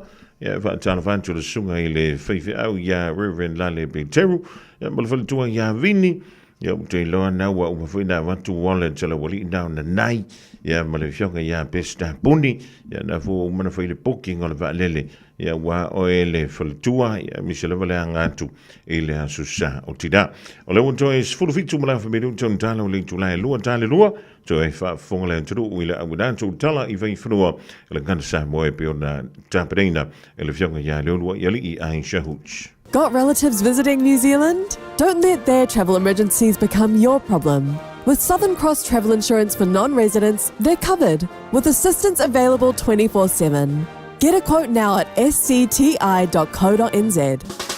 O i sauni malanga i Samoa, manatua loa mana rentals, e maua so se taavale e te fili mai ai, e tusa i malu manao, e mawhaiona pikila taavale i le malewa lele i whaleolo po o whangaligi, whapealo tātou ofisa au tui ala fua, pe mawoli atu fo i le whalitali malo o loo e whamautu ai ngā whaabitoa, lo i le tātou insurance cover e te fili mai ai, ina dei tupu se whalawelawe ai o loo i le puipuinga, manatua lo i le tātou account i New Zealand, pe lafo sa fo i le mana rentals e whaonga ai le Pacific Easy, pe whaonga fo i lau credit card, e whaatino ai le tongi ina o lo sa. Monisi whaamtalanga wala au le Pacific Easy i le ovalu se lau o tasi ono, po numera masani au kilani o le lua fitu ono fitu iwa fitu wha, po le lua fitu ono fitu iwa valu wha. Matalo sanga e transfer o e i le moana, pe asiasiane i le Facebook a le Moana Rentals, po le tanto upenga te wha ilangi o le moanarentals.com. Moana Rentals o laupaanga e taitoloina oe, a oe malanga asia i Samoa. O fia maua sau ta vale po sau piki apu. Ai tong i ta i vaiaso, lua vaiaso, pe ta i masina. O le sleek cars o le a maua ai le fisoswani. Ua ta pena le au whaingaruenga a le sleek cars mo oe malo a inga. Aua e te popole i se mea e tasi. Te tala fitu aso, mai le sifulu i le tai au, angai le afo le ono le afiafi. Tele la lai au kilani i saute, vili mai loa, i le o lua tasi faa, fitu lua selau, po le o lua o, fa lima, tasi lima tasi. Oceania Career Academy, Sauni! Kako oi, kaule kaua! Hai ana fai! Oase lumaga i maguia! A whaia sa ili se la asanga fau moe, a waloe te no whai. O le OCA e au tauina ai oe i mtata e sese. Maua visenga fau fale, vali fale, palasa, male soifua maloloina. O le nei avanoa e anga wa ai tangata no whamau masiti seni New Zealand o loo halala i au kilani. Le sitala nei loa i le OCA, i le go.oca.nz/apply, po le vili mai i le ovaru se lau ono lua valu fitu tasi. Ovaru se lau ono lua valu fitu tasi. Talofa Samoa, o Ateshna Ryan, o le Licensed Immigration Advisor mo le Auckland South Immigration Consultants. E visosoani mo so se tu ai ngā visa e malanga mai e New Zealand po Australia. Telefoni mai nei loa i le o valu o tasi o no valu wha fitulua. Po le o lua tasi o no valu fitulua tolu o.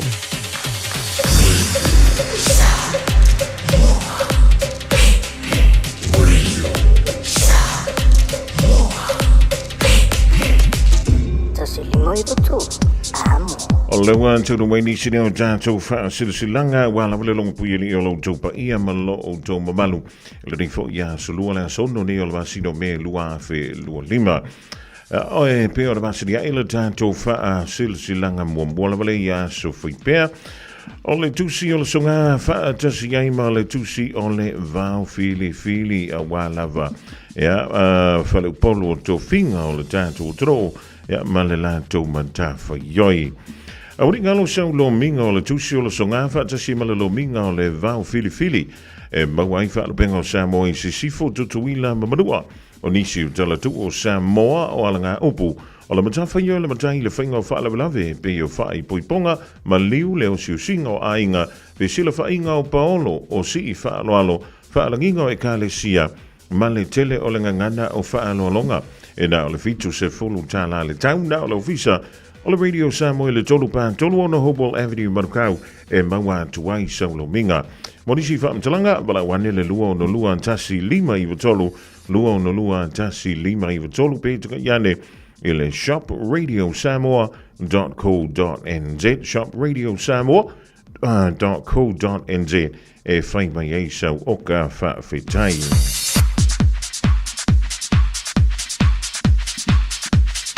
O le isea tātou whaasilsilanga wa taunu mai o le whaalinga mo le ainga sa lua fau.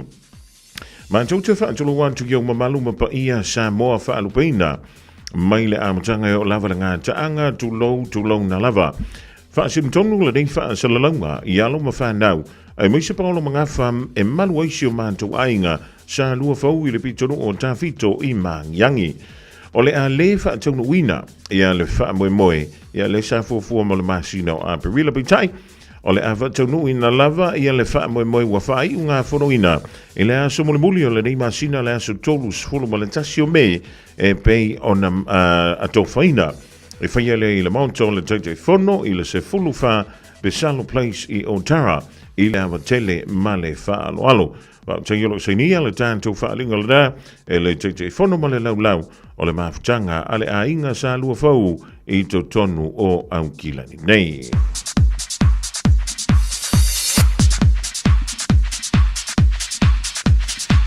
Ja, ona tātou wo mei lele vaenga o le disco ma le disco.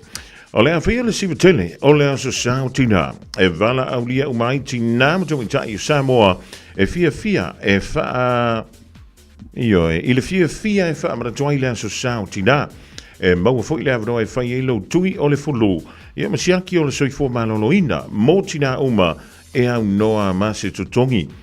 O le a iaifa i longa mo le la ein mātango fie, o le siva au le lei, ia marei me alofa mo tina, mo le tauvanga siva, pese, ma tauloto, ia malawadoa e te savali wha akuini ai i lunga o le kapeta mumu.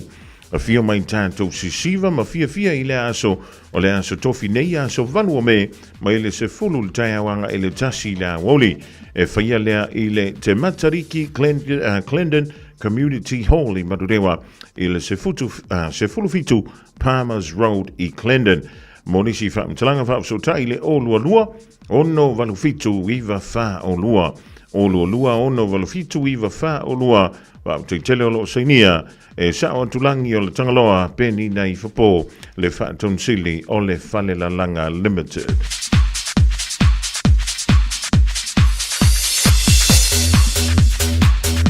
O le isi a tātou whaasilsilanga mole fioanga o sapu naua i whalea lili. O le atau tungia le la au mauna la i opa ia sau tua whawhawha Samoa mai le tai sa masama o le tui marua se ia pa ia le tai ula o nā whanua. E le isi vave na te toe ngawha tauli maina o sama whainga a wā ua ta oto a o se ia mai vasa ua mai a ona tu ulampua. O le nei whaalinga e whaasintonu i si o mātou nu o sapu naua whalea lili, a wale pa ia ialo whanende le mamalu o lo o tautoa wha, ma upu i le loto i whale o manu Samoa. Ai mai se si o mātou pitonu o piu, o lo sua i le suafa whaalupea, a lala tai e mātutua i le nuu, ma le mamalu i le pitoa ai whaapea le lauti na laule lei. O tasi nei nisi o li i mawhaipule, o lo tātou nuu sa a wai le tātou mafutanga mua. O le ausuia le tātou fontanga i le aso tolu se fulu ma le tasi o me i le afo le valu i le tai au e whaiele i le lua fantasi Kirkbright Road i Mangele a wale wha moe fia wha taunuina i le aso lus fulu le masino fulu masino iuni lua afe lua lima ua wha talo sanga i naisi o tātou nuu se fiso soani mo le fausiina o le whanea onga mo aluma whanau o le tātou nuu wha mole manatua mai ia sau tai mo le tātou wha malostino. Monisi wha mtalanga wha so tai le telefoni o le olua tasi ono tolu ono wha valuiva. Olua tasi ono tolu ono wha valuiva. Wha mtai alo sainia e alima whaipule o si o tātou nuu o sapu naua i whalea lili.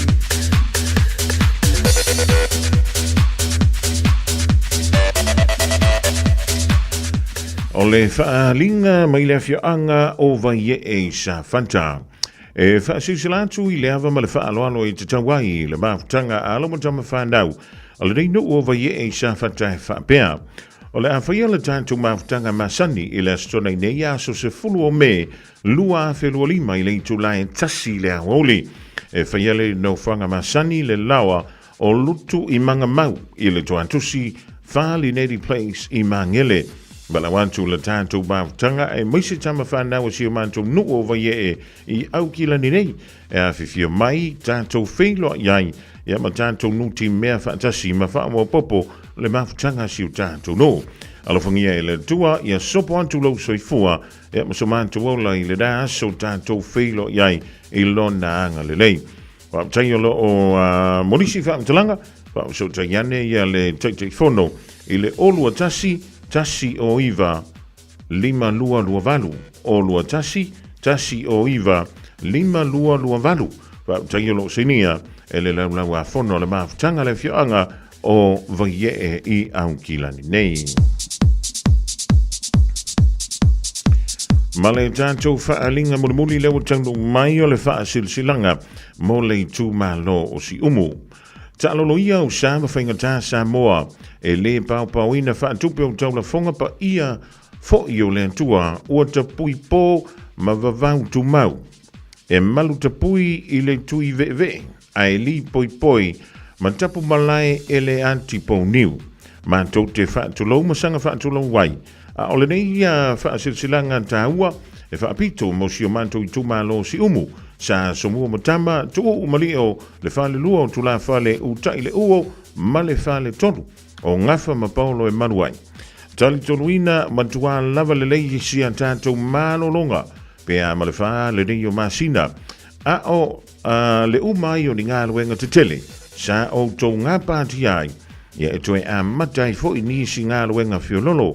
Wa leva o na tau nuu le tusi le ka le sia katoliko mai si omo e tasi lava le lotu le i tutonu o le tu malo talo sangaina la tātou mawhtanga i ni usila nei se so soani mo le wha mai aina o le hola le ka le sia tali tonu e le te le ai vala awai le anganga ma walalo e fia feia sa tātou soala upulenga mo le alava wha moe tātou wha tāua le sauntina.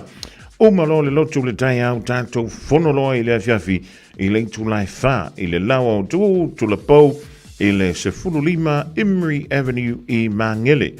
A whiwhio mai matala au mai o Sophie Ngalo mani o mātou manatu e su i ai se ula moso oi mo le Katoliko Roma i si umu. Whaamtaiolo senia e to whaeono tupuola lafi i tu la, to whaeono Samuelu Tanuvasa, lua to loa Tavita Sua, asua o sio whaalongo, pu antolo peledanto to whaeono, tu utalai pa tula po olo, ya olo seinia lea mole tu malo o si umu, e peo ni ele tātou wha silsilanga tā umole da. E se fule mani o le to inga wha upunga wha pia. O tua anto ni ngā luenga le leisa whai, o lo sauni mai ai nisi ngā luenga ma tautia ma tele lava, e tele ai foi, ia maa tātou whamrianga, pe a uma lava o na whai le tātou tautua. Tasi lima i watolu amo. Radio Samoa.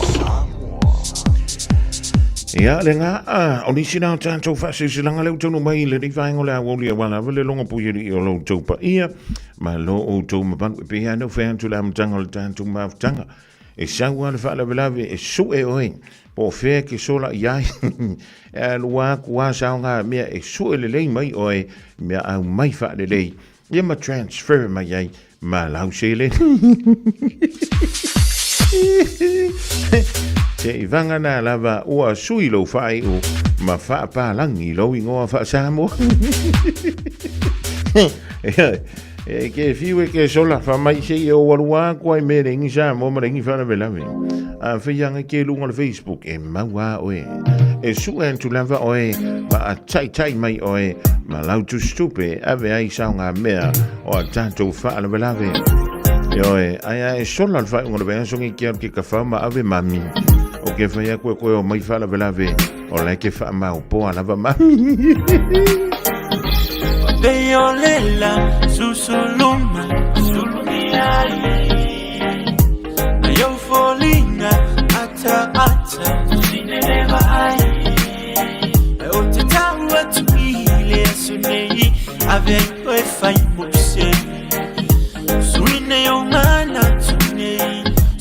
lula lele le ufayo manga sala use abenga uwa mama ilata uwa mafutanga jilo tanga type na etele ne temane ese oile lele mafanya ese oh hola umasifu ya so fai so sungai au maya yelo noto letio fo ile poto oh hola umasifu ya so fai so se uana now ia ile noto la uri tu sape fale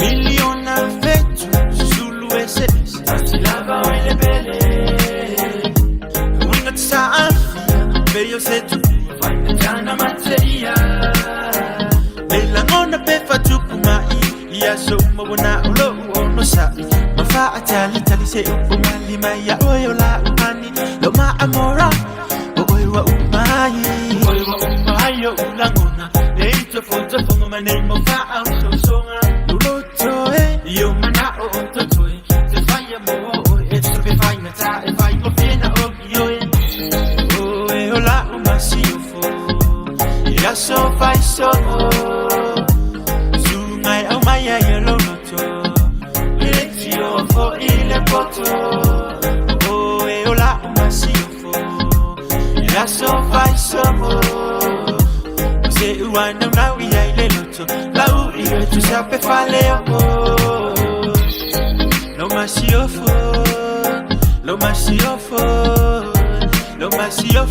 lo fale na ue matino le fifa ya ma uso le ne ya lo fasa awina mainunga oyo la wangel le te fa alu baby es de vaya tu wana ola val masio fa fa bel belero sio ne yanga ole masina ole fetu asusulu manaya ole guitarra malio oe of the fa tu saina ole se vai malu o sa wa tu fantasita wa ia yesu bebe se fifia o angelu awable lo fa wa mo personality alone light up the room just one kiss alone that make me go boom oh la umasiofo ya so fai so sungai au maya yelo noto letio fo ile poto oh la umasiofo ya so fai so se uana now ia ile noto la uri tu sape fale lo masiofo lo fale na ue matino le fifa ya ma uso le ne ya lo fasa awina mailunga oyo la wangel le te fa aluaina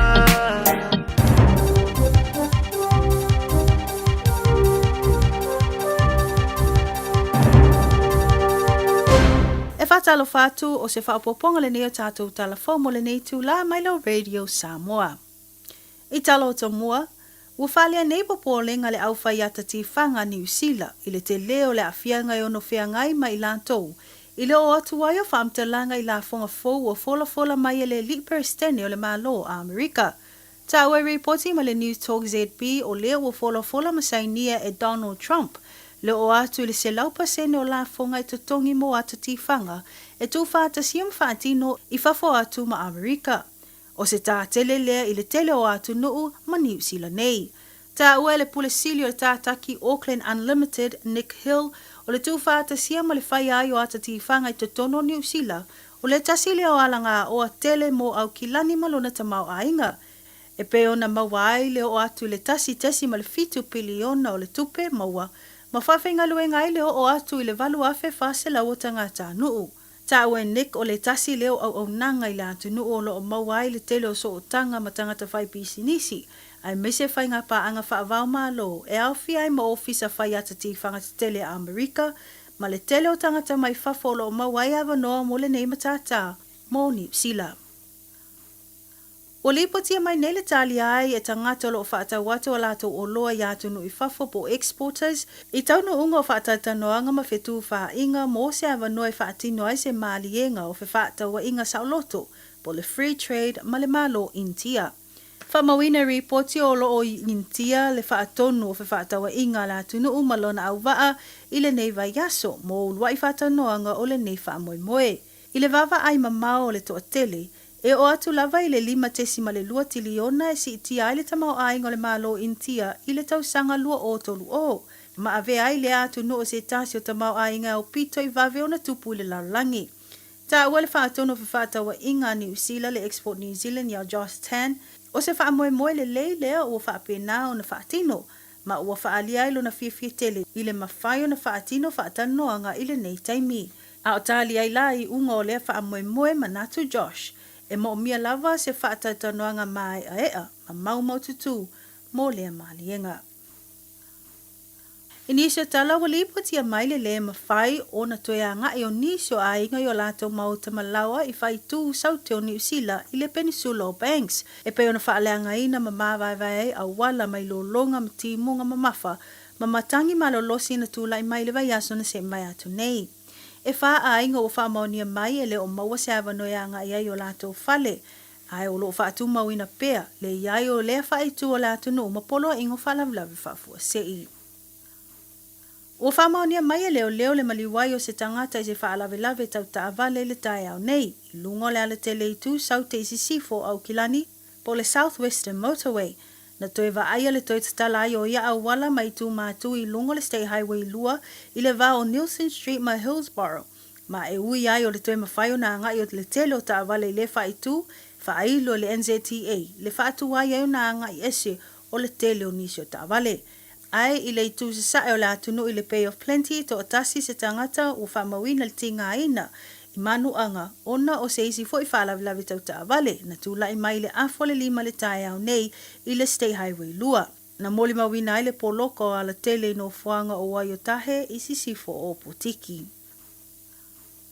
Mai tala mulmuli o lewa a matata pena nei le toi whaatino ai o se sa i linga se leni. Po se fundraiser a se whaalaputuputonga o ta ua le LifeWise Big Sleep Out. Mo le tele o tangata o lo mai tauina le tō whawha i ta whaala o le taulanga ma so se tua au kilani. Ta ue reporti o lasu se fulo Iulai o le tausanga nei u lea o fuafua whaatino ai lea whaamoemoe. Whaamawina o lea whaato ato e whaia lea o se sa ilinga se leni mo lea whaamoemoe tele a le whaalaputuputonga talo mai le tausanga lua o ta siiva. Mo tātou telefona mo le nei tū la mai lo Radio Samoa whaaftai whaafonga mai, seifua mai manuia. Radio Samoa. Taslima i watolu. Amo.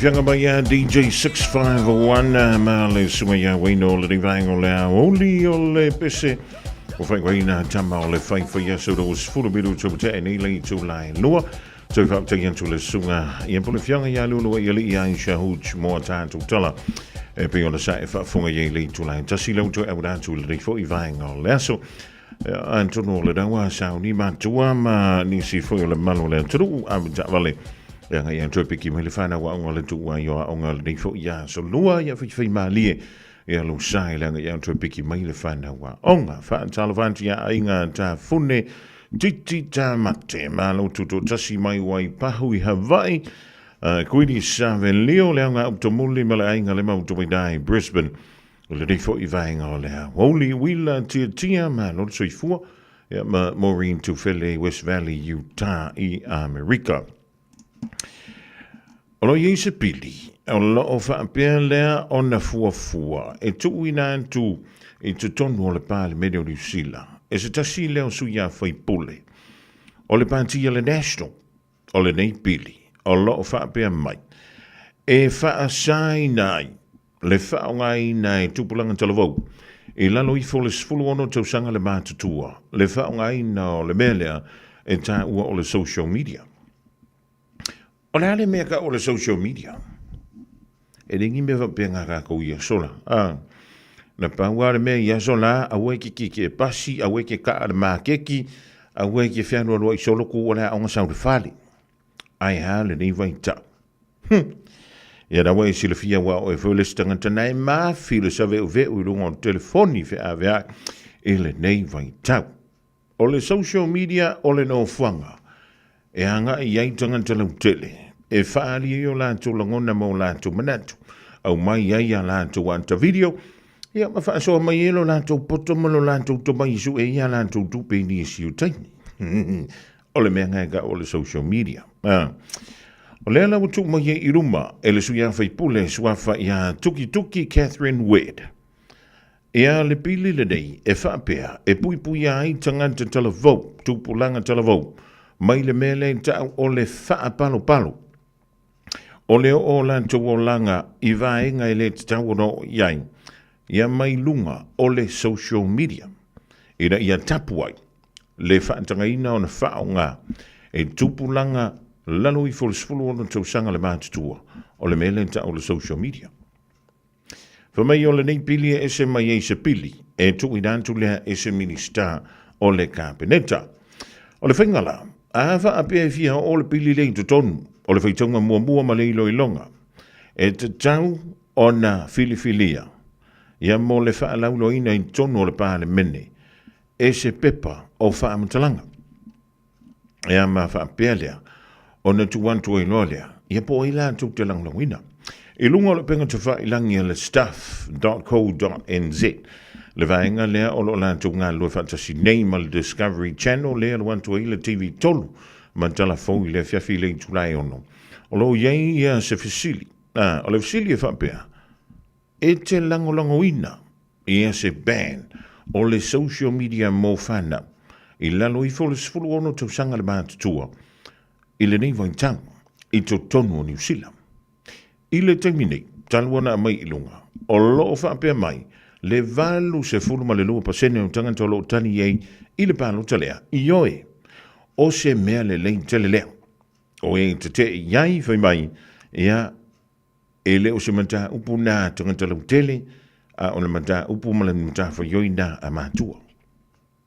Ia ka iro ia, o e pole ha solongon. I le taimine, I lunga o platform si e pio ni le TikTok, Instagram, Facebook, o le X le sa fai ngomo mo le Twitter. O le matua le tamatiti me fai ona iai, I lunga I vea e vaenga umane, sfulu tolu tau sanga. A ina sao no web, o le neipili, o lo o whaatatau lea, I nisi foi o taiala, o lo whangai nei tono antonu e peo ni au se ta lia, ea ma nisi foi o antonu I whawhatu, e peo ni iai ia pere tahania, ato ai ma nisi o antonu o le Uni o le antu Europa ma ka nanta. Ia, ta ilo ia to e pole aso si le fia o le aso longona o oe o le matua. Ea, o se ngā luenga whai whaantasi le antantou, ia po le matawha yo I le matua. Ia e matutua fo. E ye nisi o matua makwale I la fia lava. E makware I la fia lava. Po a mea te maiti lai whai lunga o telefoni fia aviai. I lunga o tablets, I lunga o laptops, ma lunga o le PC. O ma whai te maiti le rei vai tau o na wha po matua. Ma wha pe atu o le mako assignment ne a mai e whai. O le mako mea onga le a mei ngā whai. Ai le ma whai langa whai se mea pisa I tangata po luma le poto manolo. Ngā ko kongo al poko e whai. O le mea konga ngā ka ora kalpelu. O le mea ko nganga ka o le pesto I ngā mawhia mo le kama kiki whai ko ngā whiki. O le whai atu whapena e le mawhinga whi se mea o ngā ilumai. Ia, a whai o lai o la TV, ia o longa winga lai sa o kamaki, e le mawhinga whi se mea o ngā langa lai maka o e le TV, a o lai kau whi mea o ngā kamaki. O ngā le whafola fo I lao api ma ngā mea o laptop, a o lai sau maka ringa ilumai I le TV, o lo wing, tauna ye sina I tūla, po o sina taimi le fiafi. Tu lava no se fai mea o ngā whana. A fai mea o ngā tono le potu. Fai mea e a fio kongo le poko si aki po o whi mea o. Ngai kia rei loa kwai o ia la he karakara ngoi ranga ia wo. E seanga mea nei maa ka maka I kongi o. Ia o le hai kia ngufo I eru man poko malo lo ma fai rau kauloko o si au whanga o la makwale le ia. Se la upo sene. Ia oka. Sau le ripoki o le amre. La so whiranga. E te langolango ina, pe te ena leitu e ngā piri. Whaali mai so mga so whiranga. E lungo le tātou YouTube, ma lungo le tātou Facebook. Ia a wālawa le afo. Ia le tātou talatala no ai fo I nei a matau. Langa ia fia I o tātou ai. Masalo e man tua I futupulanga ia wa iei vai temine. E fiu e koe ka fiofi ni ala tau whana. I le sawa le alo teknolosi, ma le social media. E le nei vainta. E oi, ia se ka kua kui lau kamale o Romeo. Ia po o meo. Po le asang kala le fia fai mai a kako.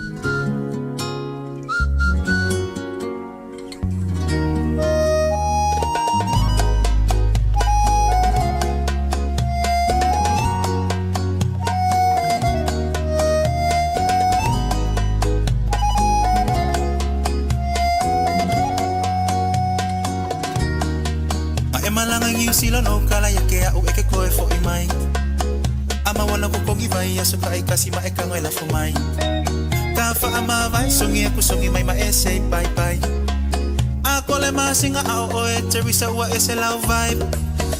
Movie ile kaya po ai li kai kai. I am reply my ile leva ole po one on a good night. Boa e winga game e kinga ma yolo ufai ai. Koi fo I mai ngai. Mamu elele. Hey, kai fai ngaka. Ue mama akulava. Okay, walele la. I don't know how. I say wasili ai lo kalinga le kama fukanga oke ofo ilole alofa iyo maka.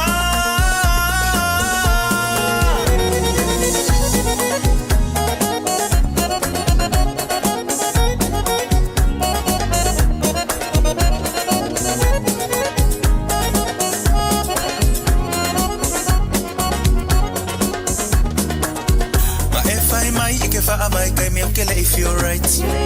Ole mafua anga komule likeli sanga omusu kele ai.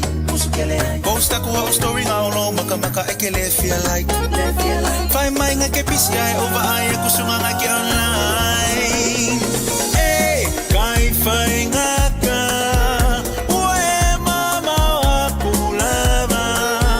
Okay, walele la. Aluloa. I say wasili ai lo kalinga le kama fukanga oke ofo inole alofa iyo maka. Kelisa ofenga yelo mafofa ke faya kuanga yesa ovisa o levanga ulele yako kakfafsa nga yesi ekala mo sa o mayako la mele kupuile vale. Sisi ukeleke ya ikaukala sa o mai. Mai lolo fifa kalikali ya kwa ikele ya ngomai. Umakula walofa ola umalo si umakula ulife. Uma owilongi ekelelele. Kai fai ngaka waile fama ongilava. Okay walele fa soy fuwa. I say wasili ai lo kalinga le kama fukanga oke ofo ilole alofa iyo maka. I say wasili ai lo kalinga le kama fukanga oke ofo ilole alofa iyo maka.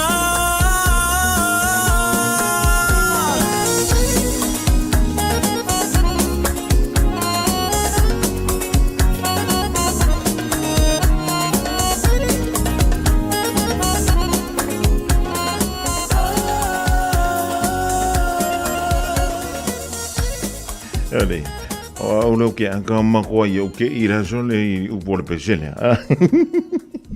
Hey, ils étaient mis tout à fait tous les gens de faire fourner pour le péché. Pour la moi quand on ici il y a eu une au localinga. Ah, ai ma quoi yo pour faire.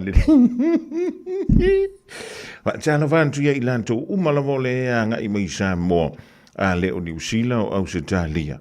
Inga luenga fa vai taimi. Yo e malo le soifua manuia ma le langi e mama e tau televo I auto. O lea ua fa manuia ina ua mawai ma le nafu mau. Inga luenga fa vai taimi a le o New Zealand. Ya fa solo antuaile I Australia. Malo le so ili malo. Malo fo ile le fa longo tinga. Eu ia I manai a tanto mea era la hinti fo ie. Ya o ngā mea me whaianga fora mea. Io e mga whailau sa la New Zealand po Australia la ku whai sa moa. Io e ia ngā sui leo lau whai ue koe sa ue fwai la ia ne. Los fu tolo miru tu ta nele tu lai lua le diga ngola woli. Tau tua wha wawole radio Samoa tasi lima I tolo a mo polo Columbia la woli ma fonga mua. Wa o ma wa tai lunga o le bibo ala uotama. Lautaunga apuna etu uai oleta mafutanga Dua unga lima maleto ita imalanga Susana wa eto eva afo ia utafa ingata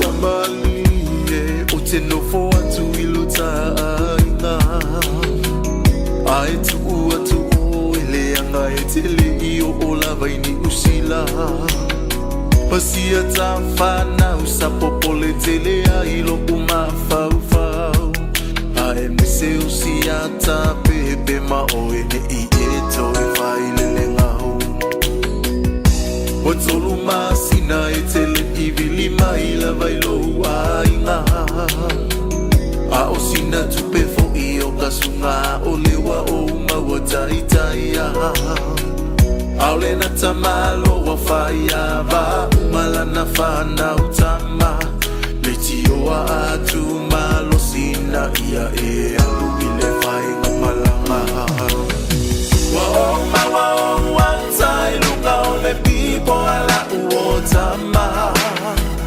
Lautaunga apuna etu uahi ole tamafutanga Lua unga lima Maleto ita imalanga Susana wa eto eva afo ia itafa ingata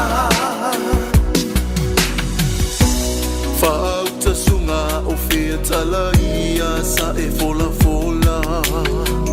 Ama wa ube ole ala fomai ila utautonga Aolo na winga olo ai umala vaile toya Sili ailo no fo ina wasa tapu oi malo ainga Ali itoya ina esesele numera le asa e au maia Efeso ota ia imea ole ato ngalulu e ai Etele tawina ose apu aena olo aiafu Te whaatali o ile malahe maalile o inae mawai lo afu Wao watai lunga ole pipo ala uotama Lautaunga apuna etu uahi ole tabafutanga Lua unga lima maleto ita imalanga Susana wa eto eva afo ia itafa ingata Uama wale ungate faatali oe ile ulula palapa Wale taunga apu aua e alufa apa palalapa Maa ilo lema lena toya inabeyo sautama Aya ia lo wale te sayuna le atimi fale Uama wale ungate faatali oe ile ulula palapa Wale taunga apu aua e alufa apa palalapa Maa ilo lema lena toya inabeyo sautama Aya ia lo wale te sayuna le atimi fale Etele ilo aina le autau apwe vai uba aina Totele no fomau na le ono masina ole visa Etele ilo aina le autau apwe vai uba aina Totele no fomau na le ono masina ole visa Vela au melo mara fini ale wa mau le visa Lo sur vitu mala família un tenga o mea ka ki ko e lengi me foi ko kalanga mai unga ia o feilanga o ponga le vea ma pe fua e oi au ba ko ke fa penga wala jamala chantina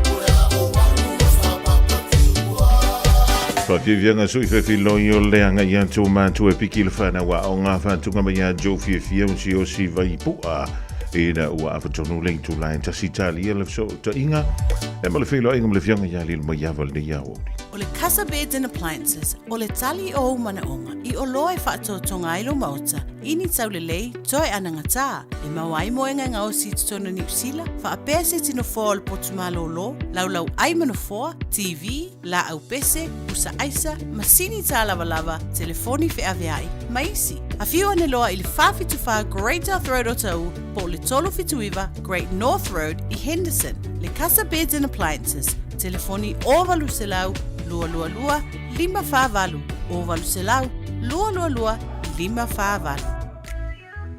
Wana o le whetū moana a onga amata po le Moana Stars ECE le a onga sa moi manrewa. Toa tusi, lua tasi tolu, Weymouth Road, i tua ane o le ekalesia e whakasai Weymouth.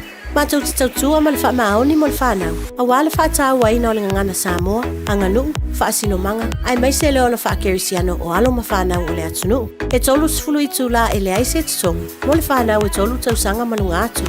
Lua sifulu i tū la e le aise tutongi, mo le whanau e tolu tausanga anga i lalo. E ta pena le whetu moana le tio le tai au. Whapea le tio le awauli. Nappies, ma wipes e ma wafua. Whafsotai mai loa mo se avanoa o lo walo. I le olua tasi tonu lima, fitu valu iwa fitu. Olua tasi tonu lima, fitu valu iwa fitu. O e si la fia me e whaatino e mawhaiona e umia iso fale motu le lumanai.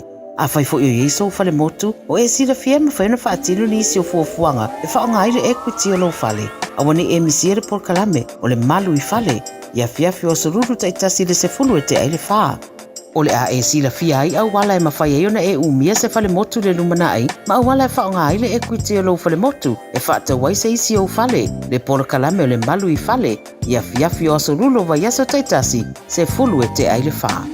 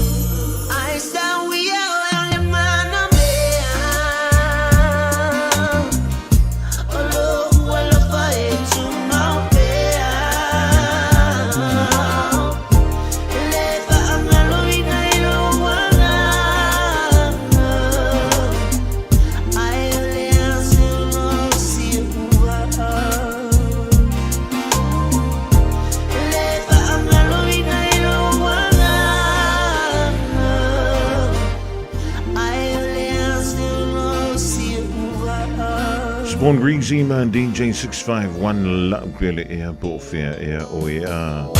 Alo te lusfulo minuton talo le tulai tolu le de kai ngola woli. Ka solo to ita to fa fi fianga sui fi lo ilanga ia to pikir fa na wa onga man tali tali ai. E lo so to ingam le fianga ya le mo yava. Isamo. Tulo samo wa o sau se o tatala tala. Le ona motu o le pawa e malama lama. Pongai olo uingo a fa apea lona mafua anga. Atonu e fai malu I o se tasi I le nei o langa.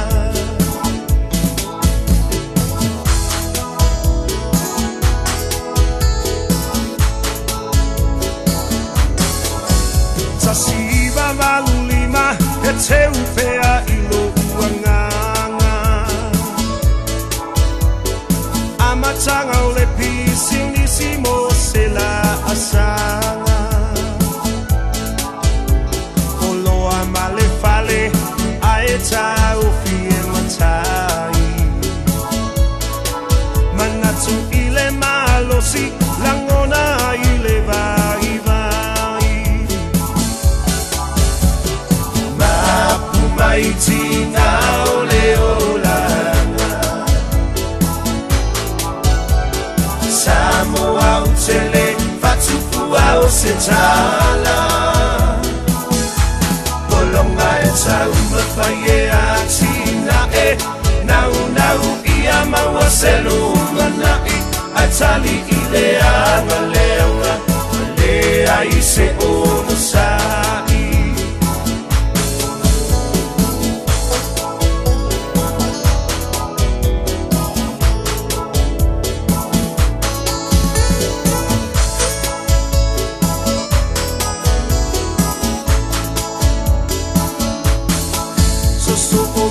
Tau sanga fea ngai pea mawhainga tā. Nono fo I malono uta, wa pei I tau se pango tā. Talafe avea I solo molia I le tula fono. Fai mai e tafi e se ita o fanue umi e sa o loto.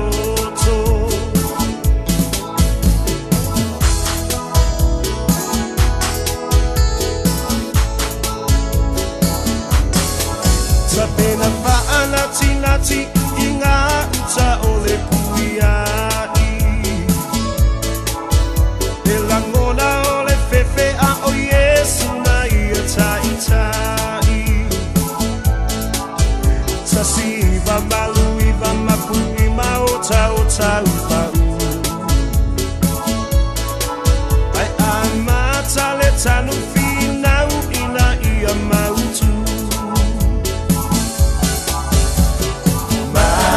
Maiti na ole olanga.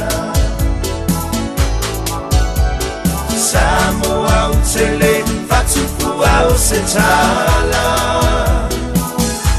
Polonga e tau mawhaie a tina e.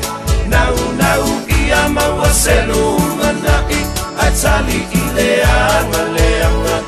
Lea I se ono sai.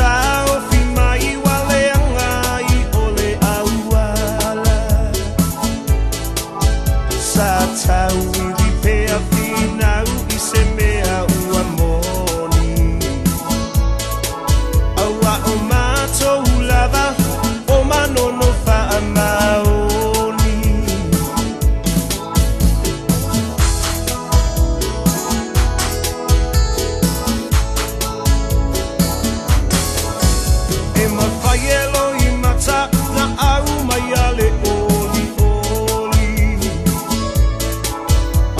e tofi mai langi o le nuku e whai mo tofi o wha amanuianga e maua i le loto o le sai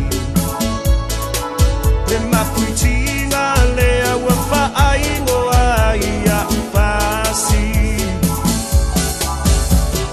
mapu maitinga o le olanga Samoa o tele fatufua o se tala Polonga e tau mawhai e atina e Nau nau ia maua selu manai A tali i le anga leanga Lea i se ono sai Mapu maitinga o le olanga Samoa o tele fatufua o se tala Polonga e tau mawhai e atina e Nau nau ia maua selu manai A tali i le anga leanga Lea i se ono sai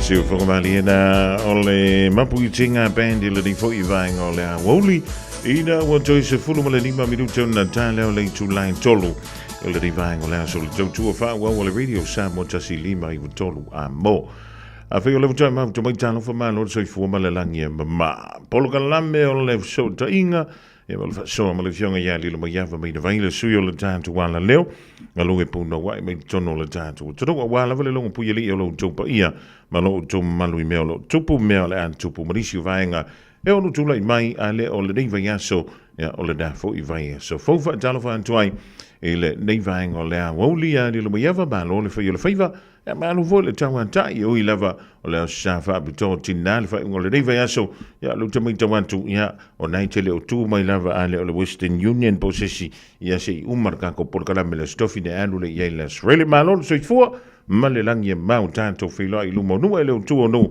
le nei fo i vai aso fo ma lo le fai o le faiva Ia, mataro whai lau tō wha, whonga mua, ia, olo lau tō wha fwoi se umanu i le tūlanga o le tātou po kalamele nei tūla o le awhiawhi. Ia, whapea fwoi ona whaataro whaloa ia atu isio tātou o tunu o mai mo whawhonga mai. Ia, le ngata i New Zealand, ia, whapea fwoi ia nisio atunu o lalangi o lo o maua mai ele nei po kalame ma tātou whasalau ngā le Radio Samoa. Ia, o le alofa amaleanga lei o le atua, ele aia se isi mea e tātou te maua ele file mu, o le ola maloloina, ia o le manuia, ia e mai se foi o le puipuinga, ia o le alofa maleanga lei o le atua ia i tātou ia so uma, e ia ele manatu o lo o laungatasia lo tātou o tunu i lana tausinga. Ia e mai se foi, ia ele toi whailonga fasilina, ia le foi whaasosoa le atua ia la le soifua maua pea mo se tātou o tunu, ia i nā i le meolo e alalam papa awai ta whaifia o lalangi, ia whapena foi mātou se tātou o tunu i Samoa nei, mātou whatinoina le whaiva o le tautua wā, ia lo tātou o tunu i le tūlanga o le tūlanga whale anganu, whale malo, whale kalesia, ia e mai sei foi o ngā le whanau ia so te tas, ia le manatu, ia e le to e iaise masalo o le alofa lava maleanga leo le atua, o lo tātou maua i pēa le manuia i mai le aso, whamalo atua i si tātou tunu, o mai mua whaafonga mai le nei tūla. Ja, ma no le fonga ia ma lo foi le fa ma lo si le dia vai sfo o tanto o lia le lo mai o kau pisa i fo ka ko nga le something nai fa o le vai so pe ali.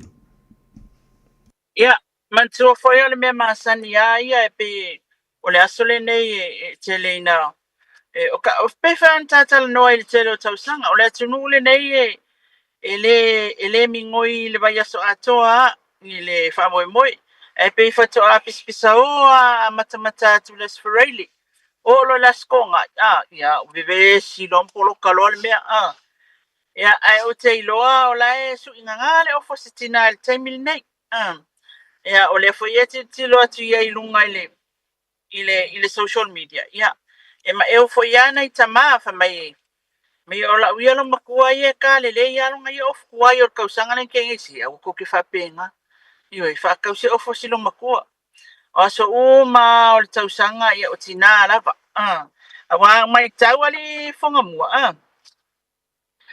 mai tau le tūlanga o le tina matua kailo I saufu fuanga o inei sa moa ia le mātou nanofo I nei sa moa ia o mea ngi e usu mai tai au e drop ia tamiti a onga ia mo moli le mea ai tamiti a onga I le malolonga ia alulola ia le e faile taimile na le whenga ruenga faile taimile na e tautala uia ia ta faile taimile na ta te alu e la tanga ruenga e sa ili tatou news ia ko e fua lola ia le pe e kakaunga a fai forkas o ka koe kuku ai o le a onga ai a faila tanga ruenga le whamaia le vili melo ka inga o ka ko whamasingonga ka ko court case lands and titles court la so ia pe vili mai ia o tamatua alu le fo ma I whaapea o lea ia o mafuala au ia kalama ia a whaio iaise maliu a whaio ni sa o whai me whapena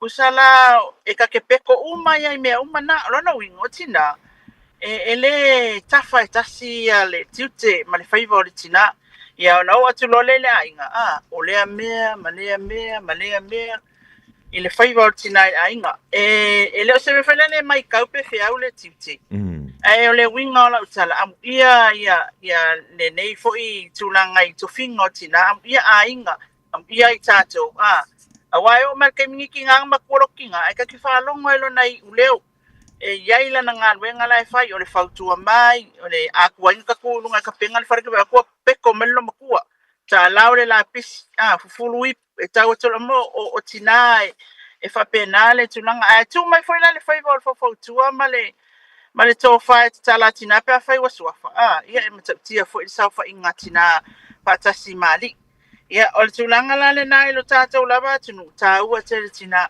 I le nei fwoi vai aso I le whamanatu ai o le nei fwoi aso tā ua mo tina o tā e au leo te whaalongolongo atu e whai e whaale ngā pepe I whēra io e whai e whaale ngā pepe o te iloe mau atu se tātou wata leo o whai tala atu na I mai nei asi manu le le I mai whamai kai au whaale ngā pepe a tina manatua o mea ia e ta te fia mata ia le whaiva alo filima o tina e mai se inu I tua tau mawhai e toi la langa mai ia le tatou ia Samoa ia e whao ngā ai le lau ie fwoi lele tele na awe tatau le sami mai vai e se ai alo na e tūlanga le tatou ai e so neiwa wa pae ma le lau ie lea ia ona langa ilo le tau mawhai au mai le tatou ia Samoa lea e pei ona whai e tatou whaalaulawe ia so ia e kasi asi ie la ala amarkoi inga I le maliu fa mai se langa o ki alo e kau whai loa le inga o le whaanga ua le maika ilea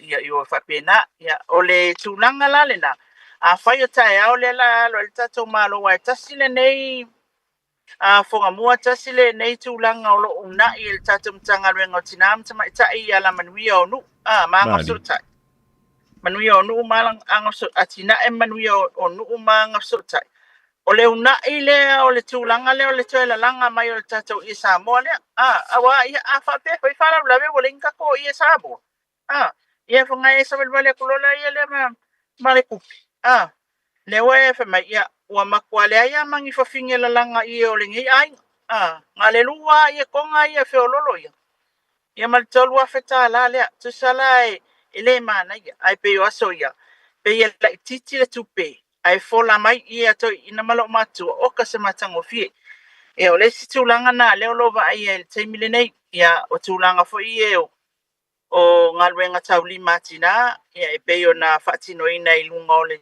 por kalame le Samoa Victim Support le nofutane ina ia avea ia le nofutane le o se upuleanga pe whaata wale ina itina ia ai avea o se tūlanga fo le o se por kalame tu watu wai le malos anga e ala le whaoloa tawina o tina I to mai ma ngā ese ina ia mawhai le tina o na tango lima mai ai mea e tausi ai le ainga ia matulanga uma whapena I por kalame nei e tere por kalame le tatou malo ali I whonga mua ai e ka le sia la ia Ya, o te minenga wa nga siba ngas.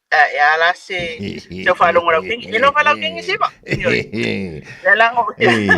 Lilo. Masalo na ko pa wale mea o ke kau popole ai lau wa nga siva nga ki wo ko fa le kongo wa o le vo ko malo si me fo.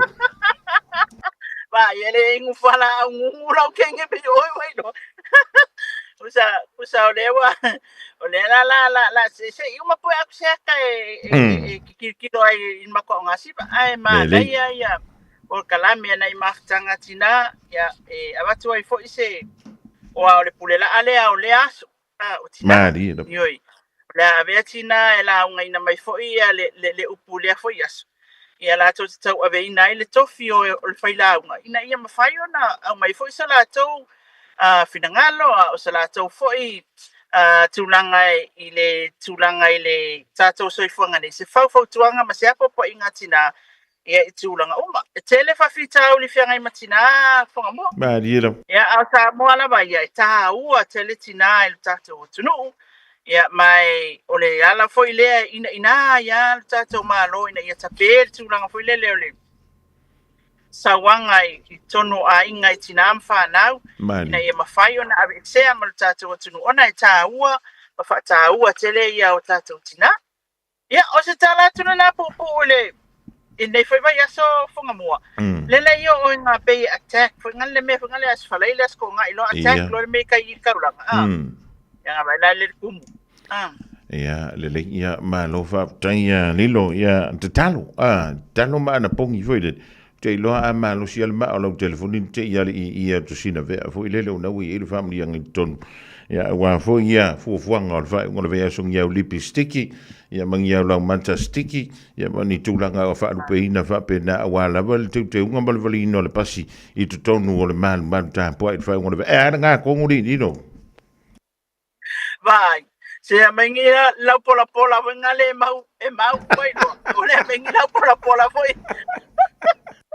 va ya we ke ula mai ma ko wa ya wa o tulanga umai le ko ke oi fai ma ko kala pa pe o lipstick ma la mata sticky e po e nga me vai ya ele o te unga e mana o itina ai o le tulanga foi lele ina ia tatou celebrate fatasi le nei aso ia fata ua mo i matou ia abato ai foi se matou foi tu alalo ia wa foi ni me o lo va ia ma mafauina tina ia o lo fa pena ona te uloto na mafau ia le asa sa mai le aso ave ma tu alalo mfautuanga mo le tu vai tama ia malfana ia o tunanga taua le fonga mo le malo fa tai ia tanto tuli ba ia po le fu sto mfinga ia le to ina ma le fana fo ila ngantu le fai ngol nei yaso lilo no e tanto tele fila ile dava yaso le stofi on no disi tulanga le ma fia a mi jawan tu ole na wa mai ona so ana pole me fa li fu fina ngalo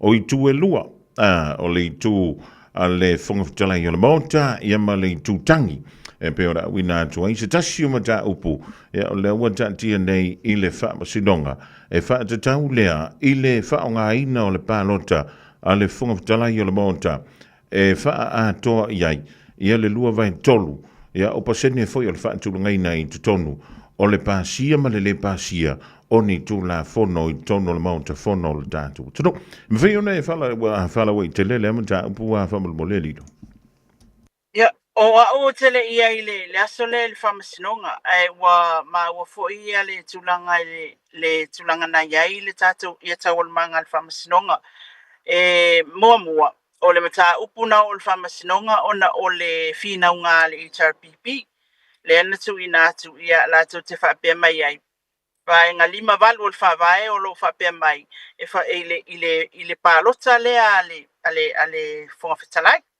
ya le eta wai fa pe ai e fa to fa nga ina o tu sale numero le palota pe tai mari ya le palota le fo fetalai ya peta ya o lo fina mai foi le vai nga le afionga le fo fetalai tu la ele fionga tu la papa Brenda heda la tu ya ile vai nga tasi o iva ya o le tu la fono lo fa pe mai ya yai fo ile ya tau o le fo fetalai e ui ilona tofinga o le fonga fetalai tau na tu tasi tono mauta o ia foi o le isi sui fai pule e mai se tasio I tu malo I tono le tātou atunu. E mantua la o e whonga mua. O I tu malo I tono le tātou atunu o lato representatives. Ia po o lato sui. Na tofi alo ia ina ia awai mai le palemene. E whaia le fina ngalo. Pe wha leo mana onga o I tu malo te tasi. I ta tono le tātou palemene. Fina unga lana o nai fina unga na mai le telo isi fina unga. Ale ai tu ia lua. Na opi kia mai au ia I le tūlanga o le matau. O te lola lea o whatatia, o te le imawa I le tala I le whaiunga I pe reserve le decision pea, a o le tūlanga lava ia na I whina unga I lua. Ia, e whaamanino mai ia I tātou. Ia, o lo tūla I mei whele HRPP I le vaenga o le whawai. Tūla whon whawai. O lo tūla I mei whele speaker. O lo oia au mai a fo I le si vaenga fo I o le tūla whono lava. Ia, ona tilo lola ia leo whamasinonga I lana whai unga o lea la whai nei. Ile mawhai ai awane I ele tūlanga whai le ai se alana whai ele tūla whono ele tawana whaonga ina le palota ale whongwhetalai se vanga nā wata tusa. Ia, ma lea la wata au mai isi vaenga I tūla whono I le whawinga mai whai e loi ale tū ale speaker. Ia le tūlanga lea ia lea ia tau fo ia ale sui fai pule I tūlanga lea. Ai o le whinaunga na le HRPP ina ia mawhai ona tilo I ele whamasinonga e maise la to clarification e clarify whamala mai na mai I tātou. O whea tonua o ta oto e pe tawana vote, pe le tawana vote. Awa mantua oe o le vote le whongwhetalai e po lana pāro ta foi. Ia lena mawhai ona amendi le I tūla whono, masui le tūla whono le sa pili e tolu foi, e tūla whono e tolu foi e o le whamasinonga. Ia maisi tūla whono ia nei o le tūla whono o le Lands and Titles Court lua whelua sifuru. Lena mawhai ei ona sui e tono le mapasia. O le tūlanga lale nana o maawa mai au ia le case lea. E tāte tala noa pea, la stofi. E tāte tala noa pea se tilo ai foi iai. Ia poani si whina unga I tuane mataftafane o le foi whina unga o tua le HRPP. O la foi la tūlanga o le au i mta upulea. O le whaamarinonga whanau I tele foi lele langa I maisi whawhantala ia leanga o la whonga sa whapele o nā. Whaalangoina, ma moli mawina foi le tunu tono o le maunta whono po o le pāle mene foi o le tātu o turu. Na I se la whona tomo whai e whaatū. E whaapea lea e ave e sea ai le tofinga o le whonga whatalai mai le whonga whatalai e pio le iele te minei. Ia po le sunga I le pali. E I se whaamarinonga ua I eise manta upu whaapea ua o anto le whaamasinonga. Ia me na o tala lava o le whai tua foi lele ai o ele o eise tangi ua o anto le whaamasinonga I sausi la fia le lumaya. O le tūlanga na e te tawana tatu mai se awanoa whangamua mo le asitofi te tātou sa ilia le iai. E moni, o lea na whaalongo iai whawhatala na o whaalongo iai. O lea e tau mawhai I tūlanga le tawana be e sea le tofinga o le fionga le whawtalaisunga pali. Tūlanga whai le ana whina watuai I a whai nei. I emotions. Ele emotion le na whaatula I atu foi e le tua le malo. Ia matulanga whapena. Whapea wale sangatonu matule o ngā tonu I le whai unga le fionga le whangtalai. Le whaisa whina wati e le fionga tuala. I le tūlanga tonu ale na iai lo leo whawhatala na. A ele leo na tātou sa ili le whamasinonga. Po o ua taatia ai se tangi. Ma se mata upo whapea. Ina ia mawhai o na tātou iloina.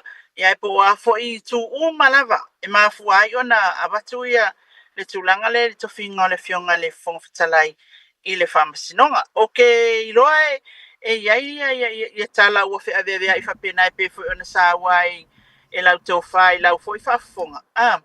Ai o le mali o male matango fio le mea o le tātou whamaunia le nei mai le ala o whamatalanga.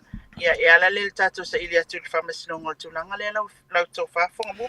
Ma lo va ia lilo ia o ani si o mata upona tula I mai le fai ngole na vai aso o tuana iantu ia mi se le to launga o mata upo le wha msidonga mwae pe o I la valea a leo le soli tu la fono ia o mata upo foi o le aso ala upo le tono le wha msidonga manisi o vaenga o lo tu le mai I tu tono le tunu e au na sila fia e Samoa wha malmuna. Ia, o le mantua foi la so faraile, ia sa masania ona faiele fatata noanga pol fofola le fala mtustala le fionga ia la auli le mali atoa mala na fast party. Mari. Ia, o le tulanga la e masani ona mato e peita, ia, wa, ia I foi si fale tonu na so faraile wale awa iai. Ai, o se tasi mta upuno piki a maina o tilo le live al fast. Ia, o lo o whaailoa I le fionga ia la auli. Ia le tulanga foi le wa iai, ia sui o I la tau ia to ono. Lea e tonu o le malo le te mine le ufa apel la te tonu o ufa te amal vaeng fa ufai. E au fia le fionga te mai tai pale mia. O le wa momoli mai la tau I tu malo. O le wa le stale la le vaeng fa ufai le fa tu ele tu samo o tas. Ia e au fia e sa no ala bala la. E au fia I me le fionga te mai tai pale mia. Ia fa pena fo ia le fionga ia tuala Josefo Bonifacio. Ia manisio sui, ia olea ua nga ia to lato I tu malo, wa iei whaila ia lato sui fo olea na wa ia fo iei le na so le press conference. Olea olo awa iei le lato whatatanoanga lea. Ia e maise ai ole tūlanga whailele, ole lato mau I le lato le stalanga le alu nei. Ia olea olo wa iei sui o I tu malo, uma ia pe ole tūlanga na I le ai whailele le tai me tato palo tai mo I o tausanga fo. A olea iei na I masina ia toi atu. A lewa a nga ile le vaenga wha ufailia ina ia mautinoa e tofu le tu malo e 5 sutas o le tunu ia mao lato sui fo. Ia na maua fo I tala le Radio Polynesia. Ia e ala lato tala tusia. Ia le tusia to le fionga ia tuala Josefo Bonifacio. E tusai fo I o le fontanga. E se fontanga na usuia le vaenga wha ufai. Ia. Ia, I le tūlanga whai le longo ina I lātou, o lo ia I lava le taltonunga o le tū lea ma le to ono lea e me se whai le to aiva lean whamalolo o le na lewo ese mai ma le vaeng whai le o lo ia I nei ia le fionga ia lauti. O lo o lātou lava o sui awai o le vaenga whai o le fast. Ia, o whai loa le fionga ia lauti. Ilo na tūlanga whai le whapea. A whapela o lea ele I o lewa a mai si sui fo la vaenga I tu malo I o lo tula I le vaenga I tula I mai I le malo I le taimini. E au fia I le fionga I le tamaita I palmia sui fai pule ia. A whaila o lewa a mai ia o fea la I to eo ia le vaenga ia po o sui fai pule fo ina ia o fia le fionga I le tamaita I palmia o sui palmia mai la tau ia to ono. Fea la I to eo ia I pea feo lewa I la tau sui. E anga va ai avea I un tangata o le pati al fast o le wala tau whaate eina. E mai se ai, o le saunoanga laudi. O ia sa inia le pepa, e wha maoni ai le sui lea uanga ia tu o ia o le sui o le fast. Ia, o mea na lewa tupu, o le saunoanga na le fionga ia laudi. O la uvisili lino mai ava, ni whaasa mai am ni tewa sila usiti, E whaape whea ona tofi tua suia whai pule pole tofi ngā suia whai pule o le mautol pāle mene pe a whai ele I whai se whai ngā pālo tala I titi po se whai ngā pālo ta tele e wha taule I le press conference le te saunoina. Ole saonga ole whamatalanga o I tū mālo I tū la I mai e to ono lea o tele I lope au fia I malto aiva. O le wa iai sui o le atau vai mo le palo tau le tau sang fok. O nā fo I sui. O le wa uma ona momoli atu e o lato I tu malo I le vaenga whai o le fast. O lo no winga la I le saunoanga le fionga I ala uli. Awa o ia, awa o te sainia le pepa. E wha amao ni ai o le tangata lea wa avea masui o le fast o le sui whai pule o le ale I tu malo. I le tūlanga whailele, a whaila o lea e whina mai pelto ono lea o lātou, e le ia vesea o lātou tūlanga o lātou o whaipula le fast. Ia, a o lea la wa ia sui ia wanga I mai e tau vā mō lātou nufoa mō palota lua whelua ono. Sui whaurioni. O ai lai whamaoni, o ai lai whamaoni, tu sala, ai le tantonunga I lau tilo atu le tusile nā mai e tuala I le fono. I le tatonunga i lau tiltilo i lau whaitau i ato atoa i le tusi. Mua. Ele ilongoina le taitai o le vaenga whai al fast. Rono winga, o lo tu mau le langona o le to ono lea, o le fionga i tamai tai pale mia le fionga fia mea naomi mataafa, o le taitai le o le fast.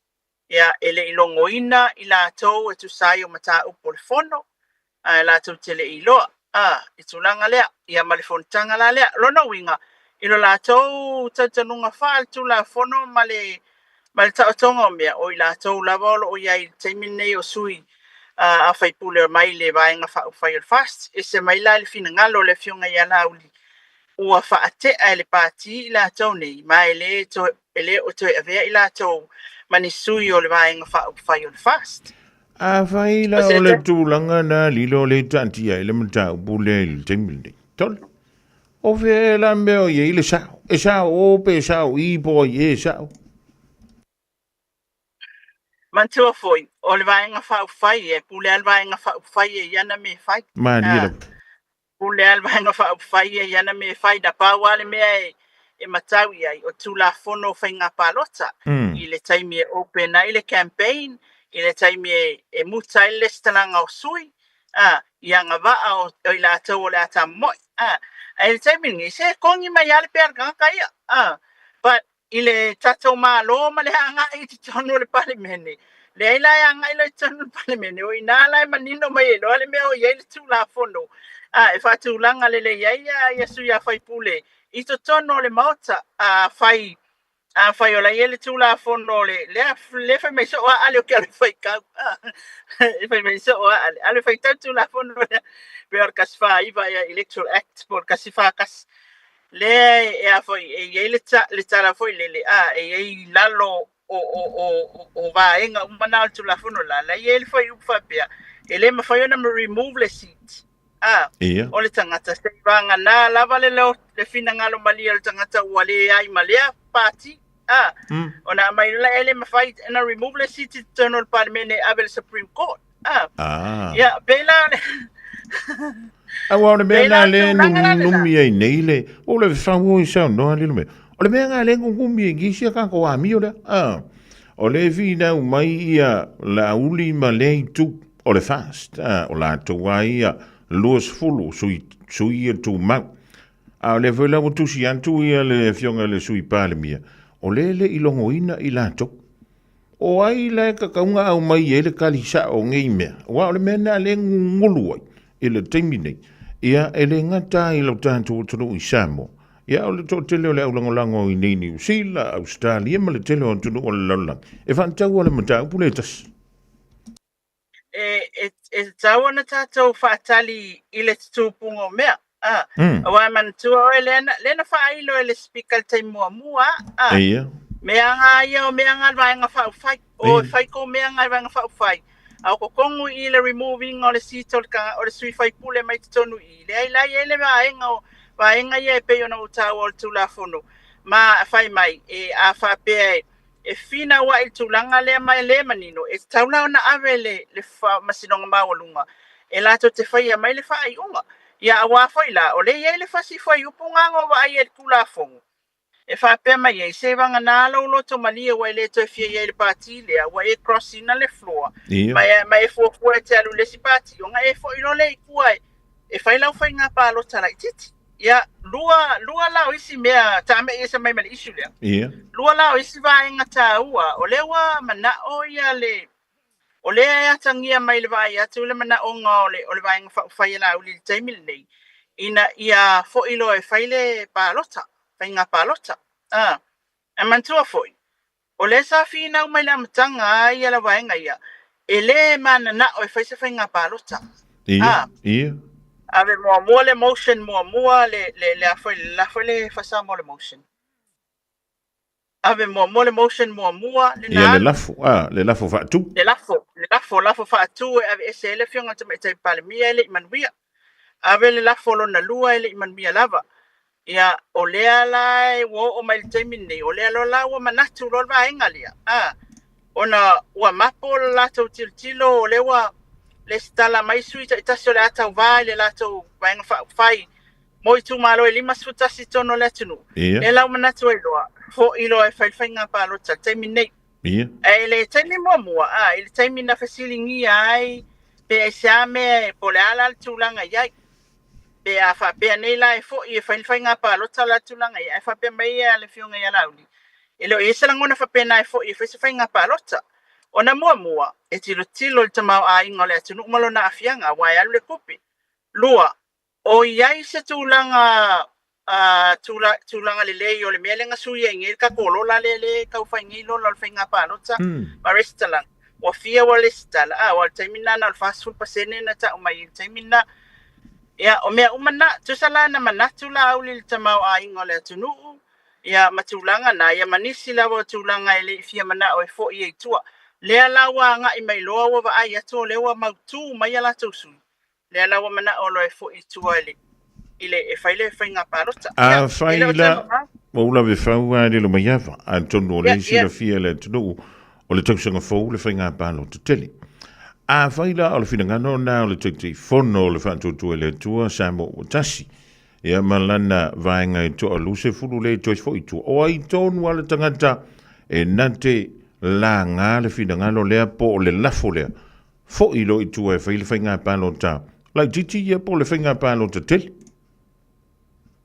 Ina nei se le tamai tau male whaatulanganga o mea ai au na tātou siaki le leina nei se Ia wa le ta ua le tala noa ina o le paket le whapea tau au fia i le parliament le tala noa ina o le tala tupi au tu ia tasina mea le whai mai se io o ke le ta wela au se io o ke pola me kup Ia so o le taimingi ia o la alwa ka ia mafofom fakulanga le mea tau na whai taimina ai ilo utilo ila ufata tianga no ufata tia mai au te ilo te tilo no ufata tia mai ika ko me fa ka ko analysis atustana le tupunga o mea na o fatulanga a fa pe e pa ul fa nga malo tai pe la tulanga le fa mai e pe o le minority government it's tawana fo le tulanga lenta na fina wa toi lo la pe la me le fo lo fa le whainga palo tapeta o le tūla whono lea o lo o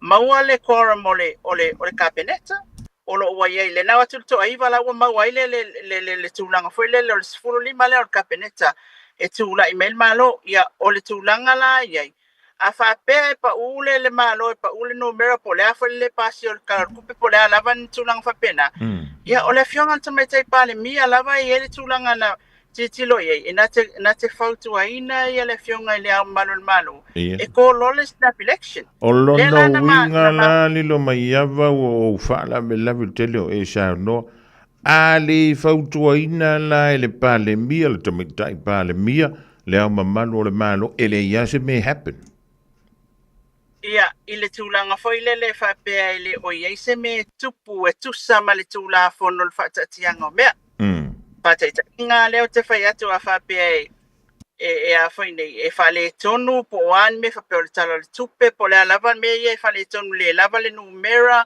po le alava i tonu al pale mene ia e tiro lai le tula fono a whai o lawa iai le whale tonu i le whainga malo e kola le snap election e wala au le whiunga le e talo sanga le whiunga tamai te palmia i le au le malo ai a fai ai le ai se mea e whale tonu ai. Ia, ona e lepe ona e whetalai mai e loa. E ngofo ala le whianga tamai tai pale mia. A wala e tu sama ala o le tūla fono. E kako ke fua o mai lunga o le tūla fono. Ma le whaatula nganga o le mea mai le mea. E tato tele o iloa le aikia le alvaenga whai la. Uli mantu whai le na fsiri o tanga vai. O le ala le tau fuafue a tau atu la tala tupe e me la uli sei atu dai te mato e atu foi wa ele me fa ele me la na winga e tatu te fatali ile tupu mai o mea umane ona fika lo la ele o tutusa mal tu la fono o tala fe ngai ma fatatianga tono o le mauta fono o le atu nu ia na tu la fono tu mau ma mea mo fa pena e ma fai ai ona kolo e le fionga tamai tai pale mi le snap election ona fautuaina loa le au malo e kole snap election. Ia, o tūlanga umana, o le mana o ngala vai a wha vaenga wha ufai. e na o whaali atu o le na whaali manino e le fionga ia lau le mani atua. Lava lako sui whaipule ia e lako sui tau vā. Wa lava lato sui tau vā o le palota, ia maua manatu ai, ia olo e whaiwhainga palota. What is important to me, te le lope ta ua. Mai nei mea uma lava o le manuia o Samoa ia, la iona ngā lulue uma ia le malo, sui whaipule o le manuia o tangata Samoa. O e ala na saule representative o le tu malo, e wha leo mana onga o le tu malo i tono al parliamenti, o le manuia ungo Samoa. Lea wa whai mai na whai mai mua. E le tau na whai ese paro ta isea, e wha le tono el tamau a inga o le tātou o tunu. Māri. Ia, a lea la ngō mari kaimingi wala walola kosu, i lea wa whai mai. Ko loa le whai ngā paro, ta tātou o le whai ngā paro. Ia, which, ele leifoi. Ma ele o whaapea o se awa o le o tu lata le vai va ile foi le wa lata le vai va ile tu langa foi le o tato palo tato sang fo ia man nei time a fai lo life at top pe tu pa fai le na ia e me tu pu mai le time le wa ka fa ka kali tu pu pe ia na o ta o foi fonga mua ia on tato titilo le o tala fe ngai mal tu la fono ia o tu sama le tu la fono tu ma o mota Ole sa onga le o whainga mea o mai e tu sai ma ala o tu la fono le tātou o tunu upe a whai lava i ni me tupu mai taimi lea. Ia, olo una whale o atu ai, o le na whasiringi a whai tu stala tu langa na i le olo i le snap election o le anga kōl mua mua le fia o snap election. Ia, ai o le mea tā ua ia ta, o le upu whai mai a fia le tamau a inga o le tātou o tunu. E fōlinga mai lai lo ulanguna. E nala ona musu ko le snap election le time le na. Pe toi fo e whaiwhainga para te time na. O le manga ngai i whaale tonu ia le soifuanga le tātou atunu umale. A o le kaimila ngai lawa mau tali la tau e la tau sui. Le lawa le koe kia lope koe ese a whainga. Ai la fia olo. E whaile whainga parota. Ia pe o mea na e tātou te mai tau. I mea la te tupu mai ma saunoanga a vaenga whaupwhai. Ma mea o lo te tupu teimi nei whonga mua. E o tātou whika ma maua tule iai o le tātou whaatatia. I le mea o le a tupu mai, mai o le tupu mai tu sai o whaatatianga o tula whono. Ala sa mai tau lilo mai awa i le toi fo i a toi o le tise po le pama heu i o naile i se laupa sene i le motu i nai upolu. Ia o le na ua toi wha asupolia le te leo a inga o pi sinisi o nuku mawhio anga i le tise o le winga o le fisi. Ua kauwhio lolo le tātou ta mau a inga wala ka mau a inga i o ngi usila ke mingi. Sa ka walu i ruma le a e alu solo muri a nei vaitak. Ia, o le tātou, o le utoi fo i umai tūlanga leina iai. Sei vanga nā i ale po e o le asoa e le nga koe pe e. Na toi pe e ele tele iwa aipo le ale mafu anga na pe na toi pe atu ai. Ai o lea wa toi fo i uma wa toi o al tatou el tise ia mawhanga i o inga o pisinisi ia ma tangata fo ia taito tas i le tūlanga na iai. O le fe wata ua ele ofisa sili o pūlenga o le mtanga ruenga o le fungi MNRI o puna oa ma ala manuia puna oa ma malisisio ma. O le tūlanga foi le lua se lau mon tupu tal sangan tu inatu ale atunu e whailo atu ai mea na whaleanga ina maulatou mana unga i le taimi o le tātou whapene ai le atunu ui le motisi o le tisi paule mea le tate tau whesili atu ai le ofisilo pule ngau ka whiu foi e viti le tali mai te pai o le tūlanga foi i le tutongi ina o tātou a filis o le altulanga o iai pe ia wae mantuele ai o te ilua o whaatatia umal paketi o le vaenga wa lenta o le whiunga tamai te ipale mia whapea fo ia le pulenga le EPC a ma le office sili o le teimel tato New York o lea ua atofa au kuso e au mei tato wafi se ivanga nala ua le ai la se tulanga whaile le tupu mai o le tulanga lea pe iese mea te sui ai o na ielolo se isi tulanga ese atu toi whaapopoina o tau o tato o filisi. Pe yo na e whasilingia tulanga le whonga mua. So longa manuia mea uma nei taimina o toi fo i mai le le tatou e tise lona tūlanga o le uma mai le tau whaasosoa. Ia le watoa iai lava le tūlanga e peo na iei mua. Ia e le tuina i fol whaftai le atunu le APC. O tatou a ia la lafu.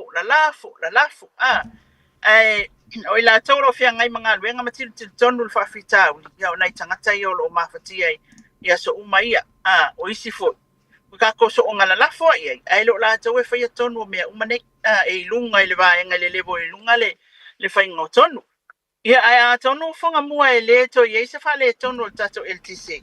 Se vanga la pe afa pe le tonu o mai ia o kuso tato wafia e fuafua. Ia lona winga la wa extend foi la tato wafilisia ma fa pe na fa opopoina le tak. Lele ma lo fa tai ia e awana manino le fa fonga nga foi le sili. Ia la foi le sili le fia mala malama. Ia fa ia ele o ye se fia mala malama I me o lo tau fa manino atu. O lo no ia ka ko aru le mangingo I pia ka ko ye le o fia manino. Au na e makua sa o le leia fa mau. Awa o sa unoanga o malelenga po a uma ia fa salalonga e fa. O nai lunga o penga te whailing. Ia tono I nale tō a mai iso whiranga lo le vaenga le fia li. Ia, o le tūlanga whalina wai e au lava ona tātou tūli mata. E tūli au pū fo le saunoanga na whai mai lea taimi. E tūli loa langa e mau e whalele. Mau fo ie mai tau tātou atunu. A wai le whapea e tū mai whapea mai. Ia, o ai mai il masina e o mai le mea lea. Pe ia ai o atu ele ia o ina lai. E tilo ye paule tūlanga sei langa le fato ai le leva tele ia le tūlanga le o le toi ola mai o tato el tiselon tūlanga ato ali fonga mua. Ona iai lo le fasili lena e tu ina mai nei. Ua toi iai le tato tamau ai ngale na pe faisi palasi la ititi mai lalo. Ina ia I le tūlanga le o le tau whaasosoa ina o le tiselon la afianga o tato business. Lele, ja. O ani si vaenga po ani si mata upo fo ile le na to la wina ia ni mata upo e on si le fia le ia malu le tro e se mai ele tanto vaenga le wa le si le mata upo le ani o le ele so le masi da nei pe fai se fongo le pa le bengi le game si wa le masi da nei tauna fo ile tal danga fo ile le tal tu pepe a O le wangalo ia te aulea sona ta me le fionga te mai tai pale mia fatulanga le ka lena le pale mene wa uma na fatulanga le ka lena le pale mene man tual nta to wa fasili ina ua tutupu ale tele o mea pe le pawa ia fe se inga ia matala la fo mai o ma matu o ia fa pena fo le fali le finangalo le ia ma masinonga ia wa ia ia ai o le saunoanga le fionga te mai tai pale mia Ua ma e a fatulanga le tausanga ator kalena le palemene. Lera se to siaki mai. Mo le afa le aso lena ta ua e taua ofia ele fono o se me le fai unga o le masina le nei. Ia e taua ofia ele fono o wale o le tala lava le nape a I o le masina ele ngai. Ia se ko siaki. E taua ofia ona o le tatou tala o le tupi. Lele. Ia. O ani simta upo e au na longo pui ele ele tanto utono o lilo. O le tato tolaulanga whainga le whamasinonga I lana tolaulanga masani le asonga fua. Ia le sa mawai ia le tula ia o le ali ia pe ona tātala no ai fo I le maliwa I o se tamaita I se fulwhātau sanga e ia afianga tu mau o le soifua. Ia ona o le fasio tangata. Le watula ia le ali ia le whamasinonga. Ia maua whapena mai le afio anga o salipo a e sali moa. Ia o lea la ua tolopo ia le matau. Ina ia whamautu atu ia molianga leo whasanga I le rilia. Ona toi wala awa I le laso se fulu iwa o me o le tausanga nei. Rona winga o le ato se fulu iwa o le masina le nei. E toi tula ia ile ali ilea. Ele ia umaya sana tali ona lele I mautu molianga leo. E fua ia le talia ele ali ilea o tu inga ia e whasangati ate ia malona le talia ina. O le so tanga lilo o le anko leo si mawhine posta mai ta ile na whaina pe maliu. Ia, o le tala na le na au mai, o le anko leo o le tamaita ia ia na afianga tu mau o le soifua. Ia, o le tele ia o whawhakalali fonga mua le nei mata upu. Ia, le tulanga foi le tatou te apoina le tala mai le fa mai le ala o fa mtalanga lo ia tu ina mai le mtanga lwenga o leo ai mai se foi o le tatou mai tau atu I tau manga le fa masnonga I tulanga o le anga ia I tai ia mawhanongo foi me o fa pena ona tau I tau manga le fa masnonga ia na au mai leo tatou reporti le lawa fa tulanga mela sfrui val masina le ia o le atu la ia ile luma le fa masnonga tasi le molianga leo fai leo e fasa o fai u ia molianga leo molianga fai una leo kusa molianga foi wa uma finalize wa uma ona fa mautu molianga wa uma ona fa mautu leo tasi la molianga wa uma na fa mautu leo fa sanga te mai tai lua se furu tau sanga le matua le na la foa I na masanga pepe talo fai nana ioi ile la pisi o le falita ele o le latou ainga I pesenga ile masina nte vai atu nei ia wa whaamawina fo I tawal manga ia matola ulanga ia whaamawina fo le reporti ale fo mai sa whaia tau tonga whaapitoa o pepe whaapea mali liu lava ila ua o le ifana nau mai na mali liu lava ia tamaiti au le ifana nau mai lona winga na mali liu ia ila ua ile manavol tina au le ifana nau mai ia awa tolo pola mta upule la sfuluiva fo ile masina le nei ele tu ina mai se tali le tamaita ile pena talia ia ona molianga lona molianga u fatuna ia tu mtanga benga o leo pele ai fo mali lilo e fa ape fe o I se tatou corona o ma fai ona fai le to inga susu enga na mamauti no ai na mali liu nei alwal toto ai le ifana na mai pe o le atonu ale le vaenga le na mafu ai ona maua le tala mantua e fonga mua le masanian le tatou te au mai ala fo mai fit ia ina ia pa tau tonga fa pitoa mo ila to mai fala la fa pe yoi mali ia ole nana le na maua mai le reporti le pe ona tu ina mai wa mai ale tau tonga fa pitoa nei fa na wi to lua ia ma au mai le reporti le pe ona ta ua le famasnonga ila sungafua mali ia o fale pui le tolu tau sanga ma le ono masina le tasio ali e feso ta inga tau fa feusua inga masita mai ta se fulu ono tau sanga le matua na mata mai so tu la fono le lua felo tolu nai ulava ina to ai pe ele ta ole mai to o fa sana ta ole ma ele o se ma ile ele o se mai tanga wa to wa sa o le upsa ana le ufa nga na to nai ulava ina to ai le ta mai ta ile as fulu ono tau sanga le matua ile taimi ia o le taimi nei la ia le se fulu valu tau sanga le matua o le na afia ai tolu tau sanga ma le ono masina ia o le a faripui ai le na faia le solitula fono e se pitanga lilo pele ai ele ifamani noa mai le tulanga le ile pe o e se pitanga va la lata ai le titilo atu ai a fai se pitanga va la lata o le e suppress le ngo le victim e ngal defendant lo no winga e ai lo la fesota inga va la lata ia o se tasi foi o mata upu mantua foi le nasi si mai ko kama ko mesinga ko kanga renga o le ne ya mato wa yoi e nasi si mai la na o ela ia le media e pu e ia le feilo inga le aval feilo inga ia male mana ia le maftanga tatum tanga renga o le male fiu mai foi le fiu ngai le komisina o le tanga renga matanga renga le New Zealand ia o lea la paula mea na upi kia mai ai wa leva na mata ofesiringi ai le fionga ia i le fionga komisina le tofa au apa ia tulanga foi le no fa tupla ia o le fola au fasaina o le aisa ia male toi kauola ola mai ai malwanga i ko le aisa ia o lea la na mata ofesiringi ai pe o fai inei le fola au fasaina le o le aisa pe o le mea o le mai ai fafu e fa mai o pa ele ia lava ia ni fa maoninga o lo nga o sia i Samoa le fola o fasaina o le aisa o lo no winga fa ele ni fa maoninga o le nga o sia i Samoa lo no winga la o fafu o lo no winga la ele o malu tu fa na la vai tono le tanto tu wani e lono winga la e le o malu pui pui a tato pora sports wa oi taipi le maleva le li faleolo Mani. o le maleva le li fangali o le wafu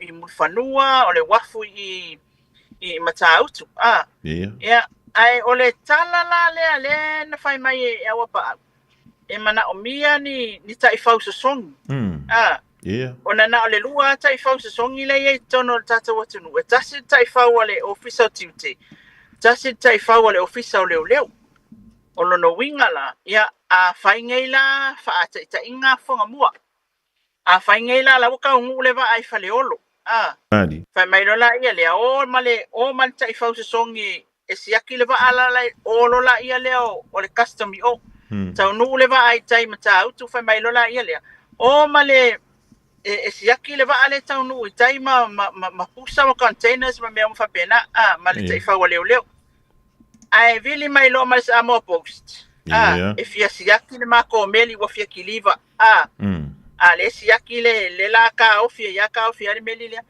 awa me manga ngai ke kilo e na te sila ele fonga mo ngai ko ku me mana e ave e tai fa ia a tu langa la nai le o lava le tata resource le e pe ya na fai me o pa o tu langa matango fia la le na ma wonel malanga la ko komsinga o le ma wa mai le so ani mai New Zealand ile tu langa foi le tai fa song na fa talo sanga ele le talia le tata mtanga lwenga le la wakalia ko komsinga ese ko wa lo fali funga mo wa ke rola tax ngai ki pile la ma wa fo ma ko ma to tai fa song ile ke le lo fa ele je coupe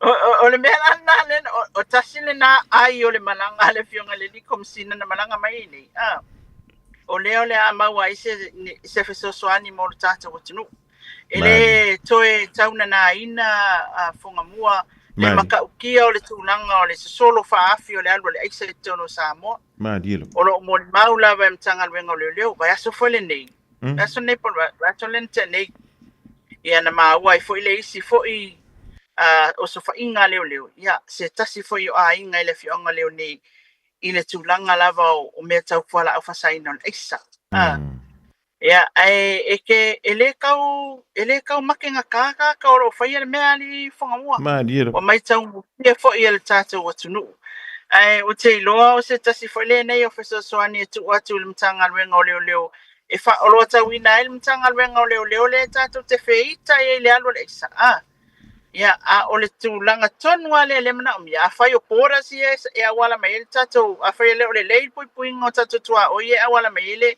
tulanga le ia lona winga la o le amo mai New Zealand tato sosoani e pe ona alofa mai ele komisina o New Zealand mai Italia tato sanga ia e mai nei sita I fau songi e fa la vai ngai ka I fau songi e lua ia nei le custom male mtanga lwenga leo o le talafai una mo ta o ne ya soli funga mo malo lilo ai le tolunga ina le tanto polka mseu te lilo la ngalo te vai e toi le vai te watu ni se sil o ye se fam sinonga o lo ma ina le tanto tu e mo mi ai le fianga kom sina le tanga wenga leo ya wa tu va e se fo il kom sina mai lo tanto tu la so sil fi le am ta na mata la noa nei ma pali I Mona Lisa tia get ya le su kom sina io e sui komsina ina wo ofisiningi a wana o whanongo I tala whai mai o lo malanga le fionga I le komsina tau whawa pa ai na o whai atu iai se whamol mole o le tate fia alu atu e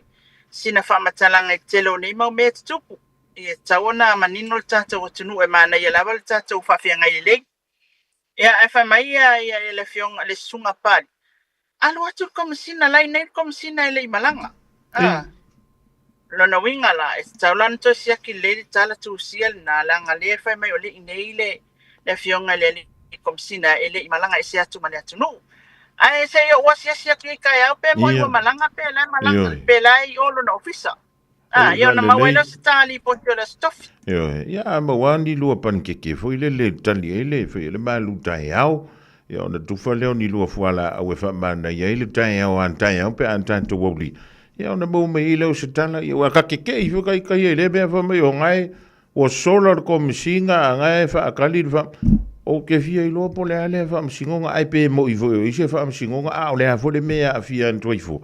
Ia malkomesina o le matanga luenga o leo ri lo so. E te sila fia sa unoanga whainga lea ai whalingoa. Le tof ale fionga toi lupi. Ia. Lena whai mai a mātou whai mai se awale ave whape o le tupe. Le whai e ale o nei whatala launga. Ia. I mantua le saunoanga na tolu. O le saunoanga kongoanga e whakakaukanga kanga. Le whai atala na ioi. Ava pe le ilau YouTube channel, ia le ilau page.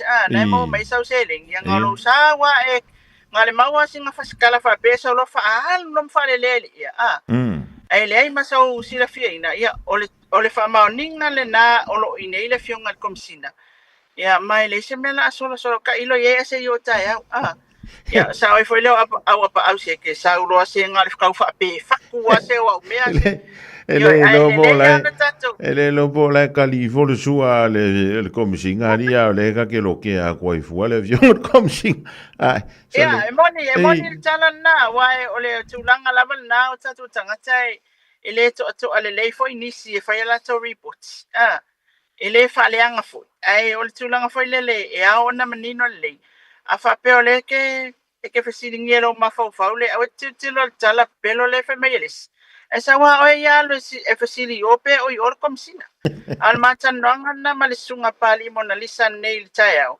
ole inail komsina le malanga ese atu fa mai na tu o le malanga le na ale la woto e tatia airport sa on nga ola na saunanga ai ole ata to mau ale fa mtalanga atoto ia pe ata to o on tanga lwenga le Avelo leo mo le tole gang fa te tele lilo mo yava mo le tanto fa so le ria so lua ya tonu o le wata wa fa I mai le tele ni si o fa sili sa tu fe sili ele malo le tu ya ma manto nei fo tangata ya tolu mai le dava ya so o tu na yantu alo fa le tu am fo I bel malo sili tino sili la le nganga ya mi sia lo malo si to wa nga si vana ni tu ma pe valo au ka ko le fi lo I fo ile stof tai yo chelo so I fu ma lo manto wala fe sili fa I lo mo no ai le tu o no ya e mia so fi ngalo e tongo ngai le tanto fi lo inga manto ngo fi le so ilo oi ba ngai ya si exercise le siva o fa ku ya o fia o wal fo o fa non ko po le ke le swinga pe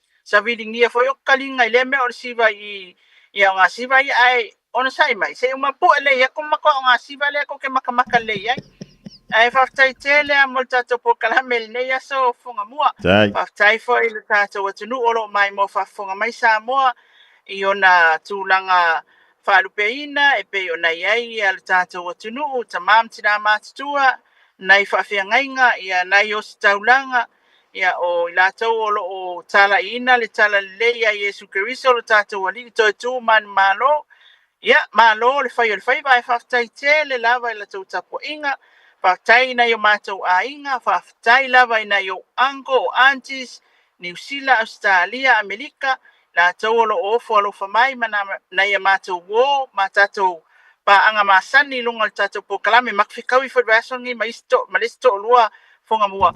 Ya, fatai lava, ala iloa, tau faafetai mai, ya o se au nanga faalea, wawai ma ua mafonga mua. Ya wala utou pa ia ma lo utou mamalu Samoa. Ai o te loa wa fa pau mai I tatou po kalame o le so ma o sona pa poponga le asofio mo mua le lo fa malanga le yo le tua ia talu si fo I lo to no fo ina tunu e mamao ia wala o uia ia mau pe le saunga le mu ma le manuia o le ali tatou te toi fe loa ia I fo mana tua mai matou ia tou sanga matou mana tua tu fo yo to ia matou tatou fe loa le stofi manuia tele o fai va fa au fonga mua ia maingo ko ala au le malulu o New Zealand alofa tele atu to fa soifua ma ia manuia le fianga ia le mayava maina vai misa o le sui o le tanto wala le pe o fa fonga chila na tutua mai tu tono o le tanto tu se ia tanto o lia le lo fo le tua la stofi a luma nei ia ona fa tali foi le po la sfida lo lilo ia wala le longo puiri o lo to ia malo o to mamalu. Ole, take me long le one to le was and yes, for 2 minutes na tale o le tula fa tale fa so will the 4 amuda tu tala I vai fanua mai tu o le Pasifika male lo langi ia ona whaatasimele o le fionga ia li an tau savea ia mo le polo kalame o le nganga i fōwhaiwha. Malo soifua o le siafufonga Samoa, Radio Samoa, tasilima i vatolu a mo, se kia Radio Samoa. O mana umi e oe po se isi lo a inga se fisosoani tau fe malanga inga mo New Zealand. I mata au po pe o le vaita mai no whanau po ngā luenga. A whai o lau tali o le ioe, wala au loa Ken Fernieho o le Fern Immigration Services e iailana lai sene. Ma ua silia ma le se fulu lima tau sanga o lana tau tua. E toa tele tangata o fisosoani iai Ken, I mata au po tau fe malanga inga. E au fia ai mata au puna o atu le tribunal. Ma apili le minister. Tanga iana i le matou Facebook, ma le upenga te whailangi I moli mau. Mo nisi whamtalanga, wala au mai le Fern Immigration Services, ma tala noa ia Luisa, I le oiwa, lua ono lua, tolu lua lima tolu. Lua ono lua, tolu lua lima tolu. Po le o lua tasi, tasi lima tasi, o lima. E toa tele whawhine e a mio le leila tō. A oe, ua whasili sili oe ai lato uma. Le whana oe, ua lata mai le aso whapito o tina. O le aso o mea lofa mo lo tina. E le aini upo e whaananu ai le alofa o le tina. O le pae ma le auli o se a inga. E sili lona tau I penina. O le tau vanga le Radio Samoa mo le nei tau sanga. E sa o le lei mam. Tamaiti, po e mai se video a mam a o ia fautua I le tupulanga. Ia 2 minute le umi o na lafa mai lea I le radiosamoa.co.nz/mama. O le a whaia le se I le aso iwa o me I le afo le sulua. O le a maua isi mea lofa fatsa o waa mo le tina o le a inga. E tatala nei loa le avanoa, awa e te fatsu ai. Ia manu ia tele le aso sa o tina uma o le lalolangi.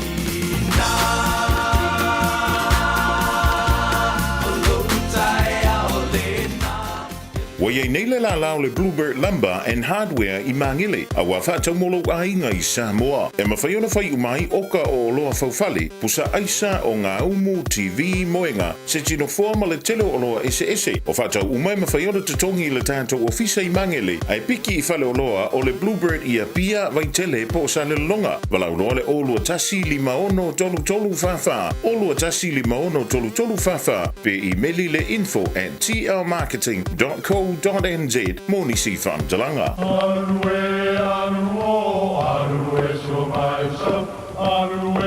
O Samoa o le atunu ua mai au na tofi.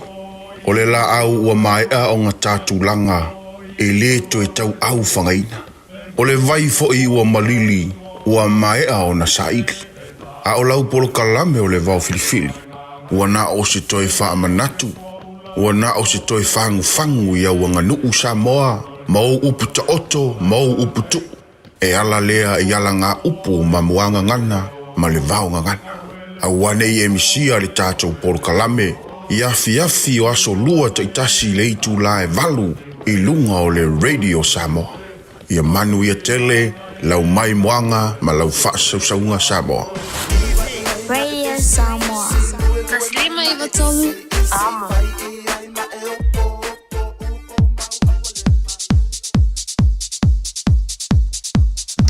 Se malian tula valo wanchi le Radio Samoa toes fulu tolu malai fa bidu tuna tale o le tula fa le nei fo I vaing o le fiafi fa tasi mala sunga Jan Victor o le tutumla udanga le Tire World and Auto Limited I ona la la I lua o tarawa talawan tu Victor malo nga lui. Ya, se koma mea lau te whaafunga mua ma unsai ma rota wa tai. Pataro whafue lau whaafunga ta poe Samoa tanu mati malawa no mafuta mai ai. Isi fue no mangawanga venga ma rora vara sa ma ro ko tau ya toto. Ja, wa tanto ye fo le si u yo le tele nga wenga tutu ma fai va lo filima e se swinga wa tanto fa pitoa ya la ngata le le tau longa lava alo sunga male o danga le Tire World mole de ya so e misele lu mo yai o le sa fa pitoa tina Victor. Ya fa tai da mo matonos se manu ya amachacho I de tato profesini amacho ne ono senere to sepe a peltro ta vali amacho ya rasa ta su seni ya iba tasi do lo ta di matasi ka ko piso le ta la ba tasi seni one ngalo e to ka section por point ya scan to ta to e molo tisken pa peltro ta tu fa na frosta pe pa pe nga iso ta pe to ta vali nga ta fole con che si LPG frente review o so fitu ta la to ngia pa pe fo la ngara con che si fenga so so fa kisi fo uma tau fio mai tato fo sini on ingalo swafa me se weta no mai tanga va ela va tato se ia so fa itasi ia pe tolo tawali ia matou ia tu futing puso mo samia ia le la wasiki o la ma o itato pe sini ole tato fanisini ma tato atu si tasili matolo sta makigo ava pe ngari zero fu service ia puk mara fu service ia tato fanisini sa ki mara ma tu mara tabar pare ton ava pe fo ngai isi tawale le tina ia fai nga mai sang oe fai fai le ga pe la balo me ro fanga motina ile la to sa le la to sa tina ia o lo manei fa tina ma tu me o malava sia ki po le swa u tro ka pena ti tro ngai vai po le po ta vale o kuma fu service po lo transmission service nga sta po le fa tina formato lifi lu nisi mo lunga to le lifi ta po le lif o le snoko ta to pu pa sfefin to ngwaso wasu tala pe mina mataga suluri matala fa fenga tu tasi to sang ye te to ai fa pi fa ta tu de fles afa pe ngore pasi pe por ta valura kere fa o ye fenga fa ma to fles fa pi fles pasi ro ta vale nga to folea to LED lights ya to por to mori te afa pe ke wa fa to sta vale me ma to ai ke mo ko era ni si tu ranga ve dun po se pampa po se pupa po se snoko pero mato tano fatio na tudanga mo i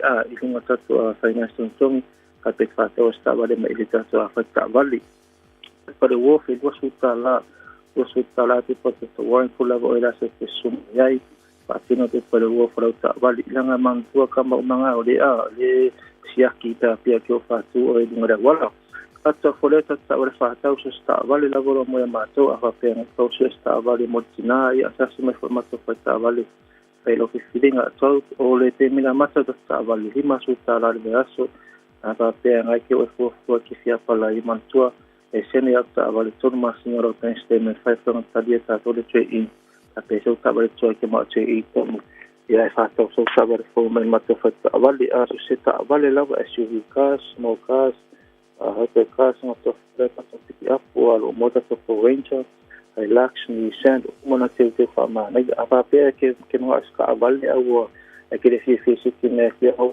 ai sen ko sui fa ya ko sui pi la wa si ke na ke manga ya di ta to sa va fa tau ya ole me telefoni o iba lo fitu fa to lu o iba lo fitu fa to lu o mena o ta to fa di sini o ta to fa pa u ta si fitu suru to ta ava pe au ka mo ko poro ta va no fa le tomu senga 3.4 ta vale 3.5 furila walaine patino ya mato I ile tato fadisinia ama foi tato pauto tasina to lima po tato makta fa se prena vro mo mato ava pe ai so fo wili yo sa no ke no ko fala pro desse fa ya sta no foi nei so sa muro la fo to I me to to pauta vale yo ko foi si ai kia fo ya o mo foi tato se ki me kulo ama sama sa so lima so ta igual suru mando so to no aka pe fale tono se ki me kulo ta vale le sina ya la valo me lo fulenga a se se ne va so lo so ta I me mata va so la kula va se me lo manga pa fo fa ile ka ko fale me ya pe me la mata lo so ta la ile va ya so se ki me kulo lo mo mato ma ko ka ko se ki me ngo ta ta la po ta to fo wi ile ta to fale me nei la ve o ta Pole ta vale nega sole pole kauta week ya ole ni sana hele ya lo se mafiti to sanga spot 50 cent lo fa ri na tengen tashi sila uta suru ile va ya sole to fa ri na I after market news iwa isi como foi na família after market spoiler le to ya ta vale mo tipulanga ai long mo ta vale ma hai la ska vale ya kai ekonomika tato ta vale na mo neve aso tadia ta to si pay after pay le pai wins ko ona tua tato finance vale masina interest fee la ye go tato prepa o na ta fole o le tato farisnia me telefoni o ivar fitasi to o fatero se mal matongo Mari chelenga we go joy all day salua sunga ya Victor le tumlo ngana al entire world and auto limited Iona lalai luai o jara wa o e malau ta vale fa sa nga se le ni mai le pamping singi mo le fa ngu kesi Ia ma vaenga umala vai fia fa leia o lo sa. O le wan toi fitu midu John Tano le tula e fa.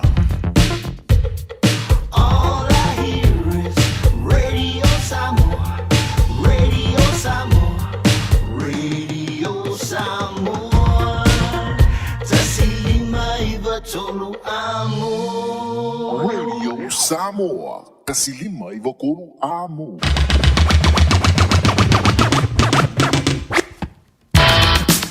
Samoa e whau teitele mo le tātou mafutanga mai la wauria na le la si uria mai fōle di vaenga o le fiafi o la singana ua le tautamari i le tātou mafutanga i le ting.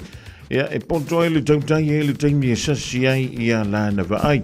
Alofa le tua mafua i pele mano si o le tino. Ai sili i la le nganga. A wai o le whianga i mga aluenga tutu mawhiwa. Alofa ili maolo o tutoi.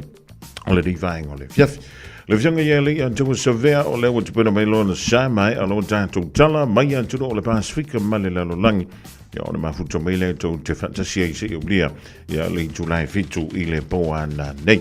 Banga lo iso leo lau titi whaitama Samoa whilo ia i la soa tai au. I lona lofa malona angalerei. Ia e maruia i lau singo toi o le rivaeng o le fiafi. Vai tamiti pele i o i lumole o le tele.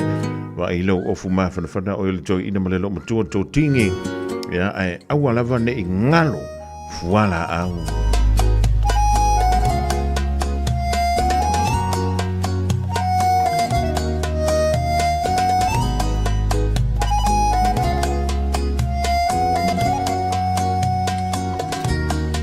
Ma e malanga ngi sila no kala ya ke au eke koe fo i mai. Ama wana ko kongi vai ya soka e kasi ma e ka ngai la fo mai. Ka fa ama vai songi aku songi mai ma e say bye bye. Ako le masinga au oe Teresa wa e se lau vibe. Movili ya ile kaya po ai li kai kai. I am reply mai ile leva ole po wa ngale good nights. Moa e winga ngei me kinga ma yolo ufai ai. Koe fo i mai ngei. Manguo elele. Hey, kai fai ngaka.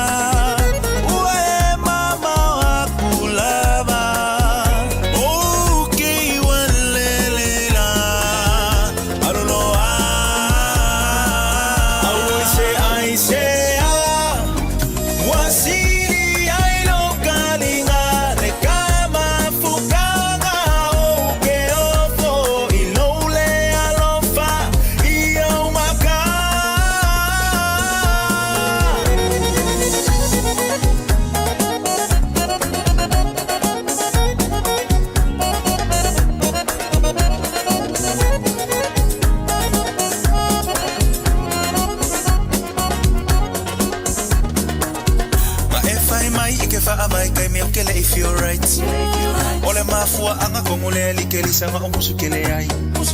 Posta kuwa story nga olo maka maka ekele feel like. Find my nga kepisi ai over ai kusunga nga ki online. Hey, kai fai nga ka. Ue mama wa kulava. Okay walele na. Alulo I say wasili ai no karinga le kama fukanga oke ofo inole alofa iyo maka.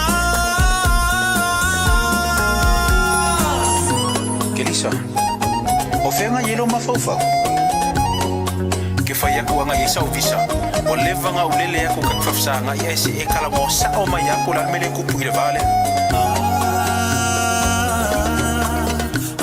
Sisi o kele ke ai kau kala sa o mai mai lolo fefa kali kali ak vai kele ang o mai o makula o lo fa o malo si o makula o life o o wilongi e kele le e kai fai ngaka wale fama ongi lava o ke wale fa soy fuwa.